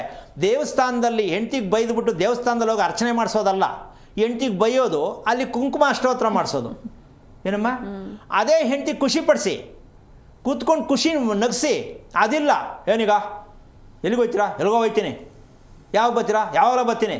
ಈ ಉಡಾಫೆತನದ ಮಾತು ಮನೇಲಿ ಆಡೋದು. ದೇವಸ್ಥಾನದಲ್ಲಿ ಹೋಗ್ಬಿಟ್ಟು ಲಕ್ಷ್ಮಿ ಅಷ್ಟೋತ್ರ ಮಾಡಿಸೋದು. ಅದು ಹೆಂಗ್ರಿ ಒಳ್ಳೇದಾಗತ್ತೆ? ಹೆಂಡತಿ ದಿನ ಶಾಪ ಹಾಕ್ತಾಳೆ. ಶಾಪ ಹಾಕ್ಬೇಕು ಅಂತ ಬೇಡ ಅಂತೀಯ? ಹಾಕಲೇಬೇಕು. ಯಾಕೆ ಅಂದರೆ ಗೋಳಾಕ್ಕಳದೆ ಜೀವನ. ಅದಕ್ಕೋಸ್ಕರವಾಗಿ ಹೆಂಗಸರನ್ನು ಯಾವ ಕಾರಣಕ್ಕೂ ಮನೆಯಲ್ಲಿರ್ತಕ್ಕಂಥ ಕುಟುಂಬವನ್ನು ಯಾರು ಚೆನ್ನಾಗಿ ನೋಡ್ಕೋತಾರೋ, ಆರೋಗ್ಯವಾಗಿ ಇಟ್ಕೋತಾರೋ, ಅದರಿ ದಾನ ಧರ್ಮ, ಅದರಿ ದೇವರು ಮಾಡಿಸೋಂಥ ಪೂಜೆ. ನೀವು ಇಲ್ಲೆಲ್ಲ ಏನೇನೋ ಮಾಡಿಬಿಟ್ಟು ಎಲ್ಲ ತೊಗೊಂಡೋಗಿ ಗಂಟು ಕಟ್ಬಿಟ್ಟು ತೊಗೊಂಡೋಗಿ ಅದು ಸುರಿ ಅಂತ ದೇವ್ರು ಹೇಳಿಲ್ಲ. ಈ ಒಂದು ತಪ್ಪು ಮಾಹಿತಿಯನ್ನು ಯಾಕೆ ಹೇಳ್ತಾ ಇದ್ದೀನಿ ಅಂದರೆ, ನಾವೆಲ್ಲ ತೊಗೊಂಡೋಗಿ ನಾವು ಬಳಸ್ಕೊಳ್ದೆ ಎಲ್ಲೋ ತೊಗೊಂಡೋಗಿ ಹಾಕಿ ಆಮೇಲೆ ದೇವ್ರಿಗೆ ದೇವಿಟ್ಟು ಅನ್ಬೇಡಿ, ನಾನು ತೊಗೊಂಡೋಗಿ ದೇವ್ರಿಗೆ ಅಷ್ಟು ಹಾಕಿದೆ, ನನಗೇನೋ ಒಳ್ಳೇದಾಗಲ್ಲ ಅಂತ ಮತ್ತೆ ಹೇಳ್ತೀರಾ ಹಿಂದಿಂದ. ಅಲ್ಲ, ಕೊಟ್ಟಿದ್ದೇನಕ್ಕೆ, ಹೇಳಿದ್ದೇನಕ್ಕೆ? ಈ ಕೆಟ್ಟ ಅಭ್ಯಾಸಗಳು ದಯವಿಟ್ಟು ಬಿಡಿ. ಅದಕ್ಕೋಸ್ಕರವಾಗಿ ನಾವು ಮಾಡಬೇಕಾದಂಥ ಕೆಲಸ ಏನಪ್ಪ ಅಂದರೆ, ಈ ಮನಸ್ಥಿತಿ ಏನಕ್ಕೆ ಬರ್ತಾ ಇದೆ, ಏನು ಮಾಡೋದು, ಬೇಜಾರು, ಒತ್ತಡ. ಅದಕ್ಕೆ ಈ ಮನೆದೊಂದು ಟಿಪ್ಸ್ ಹೇಳ್ಬಿಟ್ಟು ಅಲ್ಲಿಗೆ ಬರ್ತೀನಿ. ಈ ಮನೆಗೂ ಒತ್ತಡ ಇದೆ ಅಂದರೆ ಹೆಂಗಪ್ಪ ಇದೆ, ಹೆಂಗೆ ತಿಳ್ಕೊಳ್ಳೋದಪ್ಪ? ಮನುಷ್ಯನಿಗೆ ಒತ್ತಡ ಬಂದಿದ್ರೆ ಏನೋ ಇರ್ಬೋದು, ಯೋಚನೆ ಇರ್ಬೋದು ಅಂತ ಅನ್ಕೋಬೋದು. ಮನೆ ಕಟ್ಟಿರೋ ಮನೆಗೆ ಒತ್ತಡ ಹೇಗೆ, ಅದೊಂದೆರಡು ಟಿಪ್ಸ್ ಹೇಳ್ಬಿಡ್ತೀನಿ, ತಿಳ್ಕೊಳ್ಳಿ. ಯಾರ ಮನೆಯಲ್ಲಿ ಪದೇ ಪದೇ ಬೋರ್ವೆಲ್ ಕೆಡುತ್ತೆ, ನಂಬರ್ 1. ಪದೇ ಪದೇ ಮೋಟ್ರ್ ಕೈ ಕೊಡುತ್ತೆ, ನಂಬರ್ 2. ನಂಬರ್ 3, ಯಾರ ಮನೆಯಲ್ಲಿ ಪದೇ ಪದೇ ನಾಯಿ ಸಾಯುತ್ತೆ, ಯಾವುದೋ ಎಲ್ಲೋ ಸತ್ತಿರೋ ತಂದು ಬೆಕ್ಕೋ ಏನೋ ತಂದು ನಿಮ್ಮನೆ ಒಳಗೆ ತಂದು ಯಾಕೆ ಹಾಕತ್ತೆ, ಇವೆಲ್ಲವೂ ಕೂಡ. ಜೊತೆಗೆ ನಿಮ್ಮ ಮನೆಯಲ್ಲಿ ಲೀಕೇಜ್, ಟ್ಯಾಂಕ್ ಲೀಕೇಜ್ ಆಗಿ ಗೋಡೆ ಮೇಲೆ ಸುರಿತಾ ಇದೆ, ನಂಬರ್ 1. ಎರಡನೇದು, ಮಳೆ ಬಂದಾಗ ಎಲ್ಲೋ ಲೀಕೇಜ್ ಆಗಿ ಗೋಡೆ ಮೇಲೆಲ್ಲ ಏನೋ ಒಂಥರ ಬೇರೆ ಬೇರೆ ಕರೆ ಥರ ಕಾಣಿಸುತ್ತೆ. ಇವೆಲ್ಲವೂ ದರಿದ್ರ ಲಕ್ಷಣಗಳು. ಅಂದರೆ ತರಂಗಗಳು, ನಿಮ್ಮ ಮನೆಯಲ್ಲಿ ಉತ್ಪತ್ತಿ ಆಗ್ತಕ್ಕಂತಹ ತರಂಗಗಳು, ಬೆಳಕು ಮತ್ತು ಶಾಖದ ವ್ಯತ್ಯಾಸಗಳು. ಮನೆ ಅಂತಕ್ಕಂಥ ವಿಚಾರದಲ್ಲಿ ಮನೆಗೊಂದು ಜೀವ ಇದೆ ಅನ್ನೋ ಸತ್ಯವನ್ನು ತಿಳ್ಕೊಂಡವ್ರಿಗೆ ಮಾತ್ರ ಅರ್ಥ ಆಗೋದು. ಇದು ಮನೆಯಲ್ಲಿ ಬಿರುಕು ಬಿಡ್ತದೆ ಕೆಲವು ಗೋಡೆಗಳು. ಅದಕ್ಕೇನೇನೋ ಬೇರೆ ಕತೆ ಕಟ್ಕೋತಾರೆ. ಕ್ಯೂರಿಂಗ್ ಸರಿ ಮಾಡಿರಲಿಲ್ಲ, ಅರ್ಜೆಂಟ್ ಆಗೋಯ್ತು, ಅದಕ್ಕೂ ಆಗೋಯ್ತು. ಅಲ್ಲ, ಎಲ್ಲರ ಮನೆಯಲ್ಲೂ ಬಿರುಕು ಬಿಡಲ್ಲ. ಯಾರ ಮನೆಯಲ್ಲಿ ಬಿರುಕು ಬಿಡುತ್ತೆ, ವಾಟರ್ ಲೀಕೇಜ್ ಎಲ್ಲಿ ಬೆಳೆಯುತ್ತೆ, ಎಷ್ಟೇ ಪೇಂಟ್ ಮಾಡಿಸಿದ್ರು ಎಷ್ಟು ಬೇಗ ಡಲ್ ಆಗುತ್ತೆ, ಎಷ್ಟು ನೀರು ತುಂಬಿಸಿದ್ರು ಬೇಗ ನೀರು ಖಾಲಿ ಆಗುತ್ತೆ. ಇವೆಲ್ಲ ಮನಸ್ಸಿನಲ್ಲಿ ಒತ್ತಡ ಹೇಗಿದೆಯೋ, ಶಕ್ತಿ ಕಮ್ಮಿ ಇದೆ ಅಂತ ಅನಿಸುತ್ತೋ ಹಾಗೆ ಭೂಮಿಯಲ್ಲಿ ತರಂಗಗಳ ಏರಿಳಿತಗಳು ವ್ಯತ್ಯಾಸ ಆಗಿರುವ ಕಾರಣ ನಿಮ್ಮ ಮನೆಯಲ್ಲಿ, ಕೆಲವು ಮನೇಲಿ ನೋಡಮ್ಮ ದುಂಬು ಅಂತ ಗೊತ್ತಲ್ಲ, ಜಾಲ್ ಹಿಂಗೆ ಅಳ್ಳಾಡ್ತಾ ಇರ್ತದಲ್ಲ, ಯಾರ ಮನೆಯಲ್ಲಿ ಜಾಲ್ ಅಳ್ಳಾಡ್ತಾ ಇರತ್ತೆ ತಿಳ್ಕೋಬೇಕು, ಯಾವ ಕಾರಣಕ್ಕೂ ಆ ಮನೆಯಲ್ಲಿ ಯಾರಿಗೂ ನೆಮ್ಮದಿ ಇರಲ್ಲ. ನೀವು ಎಷ್ಟೇ ಸಲ ಅದನ್ನು ಕ್ಲೀನ್ ಮಾಡಿ, ಆಮೇಲೆ ಕ್ಲೀನ್ ಮಾಡೋಕ್ಕೂ ನಿಮ್ಗೆ ಮನಸ್ಸೇ ಆಗಲ್ಲ.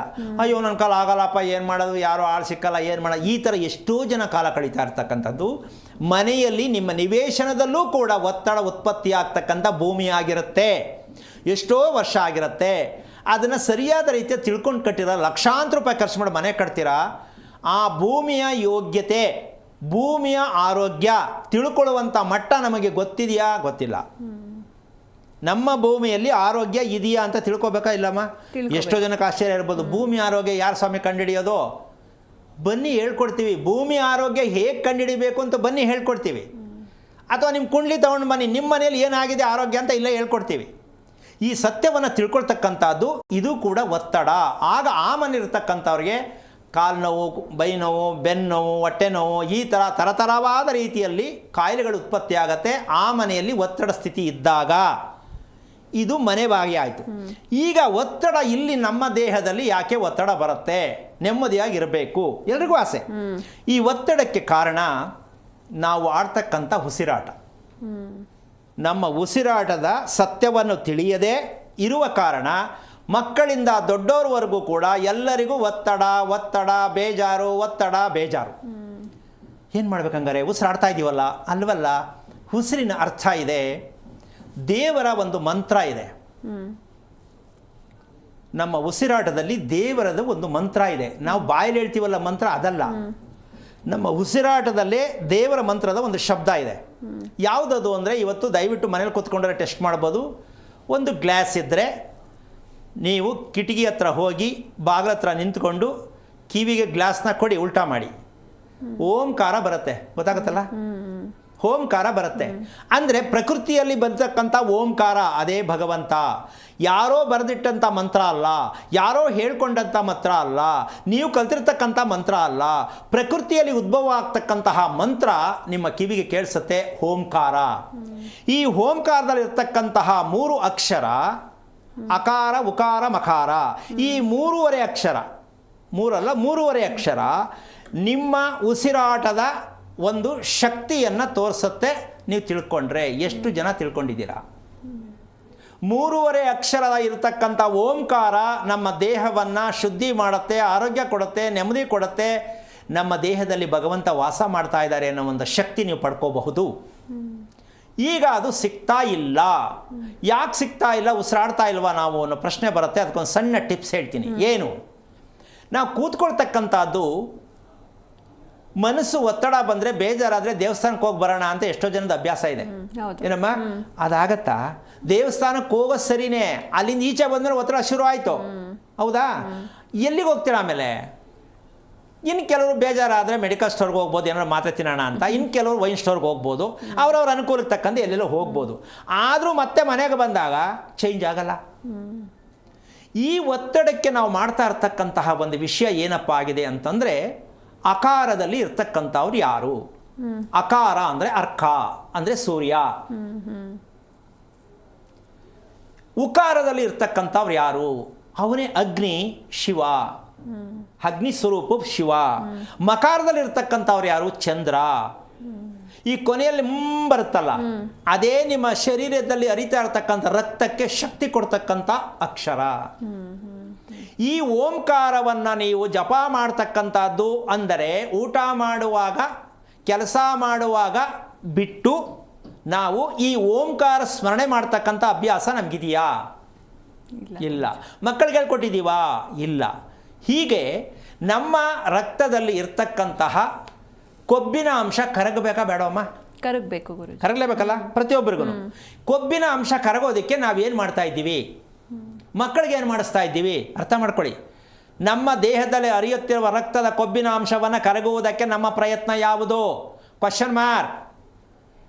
ಆ ನೋವು, ಈ ನೋವು, ಈ ನೋವು, ಜೀವನ ಎಲ್ಲ ಬರೀ ನೋವೇ. ಯಾಕೆ? ಕೊಲೆಸ್ಟ್ರಾಲ್. ಅದಕ್ಕೆ ರಿಪೇರಿ ಮಾಡೋಕ್ಕೆ ಹೋಗ್ತಾರೆ. ಆದರೆ ಈ ಕೊಲೆಸ್ಟ್ರಾಲನ್ನು ತೆಗೆಯುವುದಕ್ಕೆ ಯಾವುದೇ ಔಷಧಗಳಿಂದ ಸಾಧ್ಯ ಇಲ್ಲ. ಮತ್ತು ಯಾವುದು? ನಿಮ್ಮ ಉಸಿರಾಟದಲ್ಲೇ ಸಾಧ್ಯ. ಉಸಿರಾಡ್ತಾ ಇದ್ದೀವಲ್ಲ ಸ್ವಾಮಿ, ಇನ್ನೇನು ಮಾಡಬೇಕು? ನೀವು ಮಾಡ್ತಾ ಇರೋ ಉಸಿರಾಟ ಕೊಲೆಸ್ಟ್ರಾಲ್ ಕಮ್ಮಿ ಮಾಡೋದಕ್ಕೆ, ಕೊಬ್ಬಿನ ಅಂಶ ಕಮ್ಮಿ ಮಾಡೋಕ್ಕೆ ನಿಮ್ಮ ಉಸಿರಾಟದಲ್ಲಿ ಶಕ್ತಿ ಇಲ್ಲ. ನೀವು ಆಡುತ್ತಿರುವ ಉಸಿರಾಟ ನಿಮ್ಮ ಮಕ್ಕಳಾಗಲಿ, ಗಂಡ ಆಗಲಿ, ಹೆಂಡತಿ ಆಗಲಿ, ಸಾಕಷ್ಟು ಅದರಲ್ಲಿ ರಕ್ತ ಟೆಸ್ಟ್ ಮಾಡಿಸಾಗ ಕೊಬ್ಬು, ಕೊಲೆಸ್ಟ್ರಾಲ್ ಜಾಸ್ತಿ ಇದೆ ಅಂತ ಹೇಳ್ತಾರೆ. ಹೌದಲ್ಲ?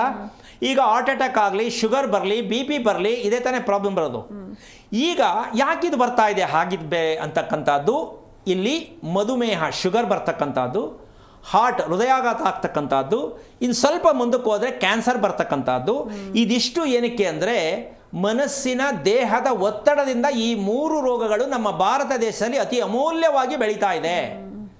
ಯಾಕೆ ಬೆಳೀತಾ ಇದೆ ಅಂದರೆ, ಇಂದು ಬಿಟ್ಟು ನಾಳೆಗೆ ಹಿಡ್ಕೊಂಡು, ಇವತ್ತನ್ನು ಬಿಟ್ಟು ನಾಳೆಗೆ ಹಿಡ್ಕೊಂಡು, ಅದಕ್ಕೆ ಆಹಾರ ಹಳಸುತ್ತೆ. ಇವತ್ತನ್ನೇ ಬಳಸಿ ಆಹಾರ ತಾಜಾ, ಅದೇ ನಮ್ಮ ದೇಹಕ್ಕೆ ಬೇಕಾದ ಔಷಧ. ಇವತ್ತನ್ನು ನಾವು ಗಮನಿಸಿದಾಗ ಇವತ್ತು ಮಾಡೋ ಊಟ, ನಿದ್ದೆ ನಮ್ಮ ದೇಹಕ್ಕೆ ಬೇಕಾಗಿದೆ. ನಾಳೆ ಏನು ಮಾಡೋದು, ಮುಂದೆ ಏನು ಮಾಡೋದು, ಸಂಕ್ರಾಂತಿ ಹಬ್ಬಕ್ಕೆ ಏನು ಮಾಡೋದು ಅಂತ ಯೋಚನೆ ಮಾಡೋರಿಗೆ ಪೂರ್ಣ ಮನಸ್ಸು ಅಳಸಿದೆ, ನೀವು ತಿನ್ನುವ ಆಹಾರ ಅಳಸಿದೆ, ನಿಮ್ಮ ನಿದ್ದೆ ಅಳಸಿದೆ, ಟೋಟಲಿ ಎಲ್ಲವೂ ಅಳಸಿದೆ ಅಂದ ಮೇಲೆ ನಾವು ಹೆಂಗೆ ನೆಮ್ಮದಿಯಾಗಿರೋಕ್ಕಾಗತ್ತೆ? ಹಾಗಾಗಿ ಹಳಸುವುದು ಅಂದರೆ ಯಾವುದು? ನಾಳೆ ಅನ್ನುವ ಒಂದು ಕೆಟ್ಟ ಮಾರಿ ರೋಗವನ್ನು ನಾವು ಮಕ್ಕಳಿಂದ ದೂರ ಮಾಡಬೇಕು. ಮಕ್ಕಳಿಗೆ ತಂದೆ ತಾಯಿ ಕೊಡ್ತಿರ್ತಕ್ಕಂಥ ದೊಡ್ಡ ಪಾಯ್ಸನ್ ಟ್ಯಾಬ್ಲೆಟ್ ಯಾವುದು ಅಂದರೆ, ಎಕ್ಸಾಮ್ ಬತ್ತಾದೆ ಬರೋವಾರ ಏನು ಕೂತಿದ್ದೀಯಲ್ಲ, ಟಿ ವಿ ನೋಡ್ತಾ ಇದೆಯಲ್ಲ, ಏನ್ರೀ ಮಕ್ಳಿಗೆ ಶಿಕ್ಷೆ ಕೊಡ್ತೀರಾ, ನೀವೂ ಅನುಭವಿಸ್ತಾ ಇದ್ದೀರಾ. ಕುಂತ್ಕೊಂಡು ನಿದ್ದೆ ಮಾಡೋ ಜನ ನೀವು, ಮಲ್ಕೊಂಡು ನಿದ್ದೆ ಬರಲ್ಲ ನಿಮಗೆ. ಈಗ ತಾನೇ ಅಮ್ಮ ಹೇಳಿದ್ರು ಕೂತ್ಕೊಂಡ್ರೆ ನಿದ್ದೆ ಬರುತ್ತೆ ಅಂತ. ಎಲ್ಲ ಟಿ ವಿ ಹಾಕೊಂಡ್ರದ್ದು ಏನಕ್ಕೆ ಅಂದರೆ, ಟಿ ವಿ ಓಡ್ತಾ ಇರತ್ತೆ, ಇವರು ಕಣ್ಣು ಮುಚ್ಕೊಂಡು ಟಿ ವಿ ನೋಡ್ತಾರೆ ಅಂತ ಬೇರೆಯವ್ರಿಗೆ ಗೊತ್ತಾಗಲ್ಲ, ಅದಕ್ಕೆ ಟಿ ವಿ ಮುಂದೆ ಕೂತ್ಕೊಳ್ಳೋದು. ಈ ಕೆಟ್ಟ ಅಭ್ಯಾಸಗಳು ಏನಕ್ಕೆ ಬರ್ತಾ ಇದೆ ಅಂದರೆ, ಮಲ್ಕೊಂಡ್ರೆ ಬರಲ್ಲ, ಕೂತ್ಕೊಂಡ್ರೆ ನಿದ್ದೆ ಬರುತ್ತೆ. ಏನು ಅನ್ಯಾಯ ಅಲ್ವಾ? ಅದನ್ನು ಅವ್ರನ್ನೇ ಕೇಳಬೇಕು ಎಷ್ಟು ಚೆನ್ನಾಗಿದೆ ಅಂತ. ಇಂಥ ಸತ್ಯಾಂಶವನ್ನು ನಾವು ಯಾವಾಗ ತಿಳ್ಕೊಳ್ಳೋದು ಅಂತಕ್ಕಂಥದ್ದು, ಅದಕ್ಕೆ 3 ಆಸನಗಳು ಬೇಕು. ಕೂತ್ಕೊಳ್ತಕ್ಕಂಥ ಭಂಗಿ ಚೆನ್ನಾಗಿರಬೇಕು. ನಮ್ಮ ಉಸಿರಾಟ ಕರೆಕ್ಟ್ ಇದೆ ಅಂತ ಗೊತ್ತಾಗಬೇಕಾದ್ರೆ, ನಮ್ಮ ದೇಹದಲ್ಲಿ ಕೊಲೆಸ್ಟ್ರಾಲ್ ಅಂಶ ಕಮ್ಮಿ ಆಗಬೇಕು ಅನ್ನತಕ್ಕಂಥದ್ದಾದರೆ ನಾವು 3 ಆಸನ, ಒಂದು ಪದ್ಮಾಸನ, ಒಂದು ಸುಖಾಸನ, ಇನ್ನೊಂದು ವಜ್ರಾಸನ. ಈ 3 ಆಸನಗಳಲ್ಲಿ ಯಾವುದು ನೀವಾಗಿದ್ದೀರಾ, ಯಾವುದು ನಿಮ್ಮ ಮಕ್ಕಳಿಗೆ ತೋರಿಸಿದ್ದೀರಾ, ಈ ಆಸನ ವ್ಯವಸ್ಥೆಯನ್ನು ನೀವು ತೋರಿಸ್ಕೊಟ್ರೆ, ನೀವು ಕಲ್ತ್ಕೊಂಡ್ರೆ ನಿಮ್ಮ ದೇಹದಲ್ಲಿ ಏನೇನು ಸಿಗಬೇಕೋ ಅವೆಲ್ಲವೂ ಸಿಗಲಿಕ್ಕೆ ಕಾರಣ ಆಗತ್ತೆ. ಉಸಿರಾಟಕ್ಕೂ ನೀವು ಕುತ್ಕೊಳ್ತಕ್ಕಂಥ ಭಂಗಿಗೂ ನಿಕಟವಾದ ಸಂಬಂಧ ಇದ್ದಾಗ ನಿಮ್ಮ ದೇಹಕ್ಕೆ ಏನೇನು ಬೇಕು ಔಷಧಿ, ಅದು ಉತ್ಪತ್ತಿ ಆಗತ್ತೆ. ಇದು ಶತಸಿದ್ಧ, ಇದು ಸತ್ಯ. ಇದನ್ನು ತಿಳ್ಕೊಳ್ಳೋಕೆ ಪ್ರಯತ್ನ ಮಾಡಿ. ಔಷಧ ಇಲ್ಲದೆ ಬದುಕು ಯಾವುದು ಅಂದರೆ, ಆರೋಗ್ಯ ರಹಸ್ಯ ಕಾರ್ಯಕ್ರಮದಲ್ಲಿ ಪ್ರತಿದಿನ ಬರ್ತಾ ಇರ್ತಕ್ಕಂಥ ಪ್ರತಿಯೊಂದು ವಿಚಾರಗಳನ್ನ ಅರ್ಥ ಮಾಡಿಕೊಂಡ್ರೆ ಬದುಕು ಅನ್ನೋದು ನಿಜಕ್ಕೂ 100 ವರ್ಷ ಯಾಕೆ ಬದುಕಬಾರದು ಅನ್ನುವಂಥ ಮನಸ್ಥಿತಿ ಬರುತ್ತೆ. ಸದಾ ಪ್ರಾಯದ ವ್ಯವಸ್ಥೆಯಲ್ಲೇ ಇರಬೇಕು. ಏನಮ್ಮ, 80 ವರ್ಷ ಆಗಿರಲಿ, ಮದುವೆ ಈಗಲೂ ಮಾಡ್ಕೋಬೋದಲ್ವಾ ಅನ್ನೋ ಮನಸ್ಸಿರಬೇಕು. ಅಂದ್ರೆ ಮದುವೆ ಒಂದೇ ಅಂತಲ್ಲ. ಯಾಕೆಂದರೆ ಯೌವನ ಭರಿತವಾದ ಜೀವನ ಹೆಣ್ಣಿಗೂ ಬೇಕು, ಗಂಡಿಗೂ ಬೇಕು. ಸದಾ ಯೌವನ ಇರಬೇಕು ಅಂದರೆ ನಾವು ಹೇಳಿ ಟ್ಯಾಬ್ಲೆಟ್ ತಗೊಳ್ಳಿ. ಟ್ಯಾಬ್ಲೆಟ್ ಯಾವುದು? ಕೂತ್ಕೊಳ್ತಕ್ಕಂಥ ಭಂಗಿ, ನಿಮ್ಮ ಉಸಿರಾಟದ ಕ್ರಮ, ಇದನ್ನು ತಿಳ್ಕೊಂಡ್ರೆ ಸದಾ ಯೌವನ ಭರಿತವಾಗಿ ಇರ್ಬೋದು ಅಂತ ಹೇಳ್ತಾ ಕಾರ್ಯಕ್ರಮ ಮುಗಿಸ್ತಾ ಇದ್ದೀನಿ. ಜೈ ಶ್ರೀರಾಮ್. ಖಂಡಿತ ಗುರುಜಿ, ಇನ್ನು ಇಷ್ಟು ಹೊತ್ತು ಸಾಕಷ್ಟು ವಿಷಯಗಳನ್ನ ತಿಳಿಸ್ಕೊಟ್ರಿ. ಧನ್ಯವಾದಗಳು. ನೋಡಿದ್ರಲ್ವಾ ವೀಕ್ಷಕರೇ, ಇವತ್ತಿನ ಸಂಚಿಕೆಯಲ್ಲಿ ಬಹಳಷ್ಟು ಮಾಹಿತಿಯನ್ನು ತಿಳ್ಕೊಂಡ್ವಿ. ಮತ್ತೆ ಮುಂದಿನ ಸಂಚಿಕೆಯಲ್ಲಿ ಭೇಟಿಯಾಗೋಣ. ನೋಡ್ತಾ ಇರಿ ಜಿ ಕನ್ನಡ ನ್ಯೂಸ್. ಸತ್ಯವೇ ಸುದ್ದಿಯ ಜೀವಾಳ. ಹೆಚ್ಚಿನ ಮಾಹಿತಿಗಾಗಿ ಸಂಪರ್ಕಿಸಿ ಶ್ರೀಮಾನ್ ಶ್ರೀ ಪುರುಷೋತ್ತಮ್ ದೇಶಿಕ್ ಗುರೂಜಿ, ಶ್ರೀ ಧರ್ಮ ಮಾರ್ಗ ಕಚೇರಿ, ನಂಬರ್ 532, ಮಲಥಳ್ಳಿ ಮುಖ್ಯ ರಸ್ತೆ, ಬೆಂಗಳೂರು 560056. ದೂರವಾಣಿ ಸಂಖ್ಯೆ 9148639933, 8618915231, 91082588834.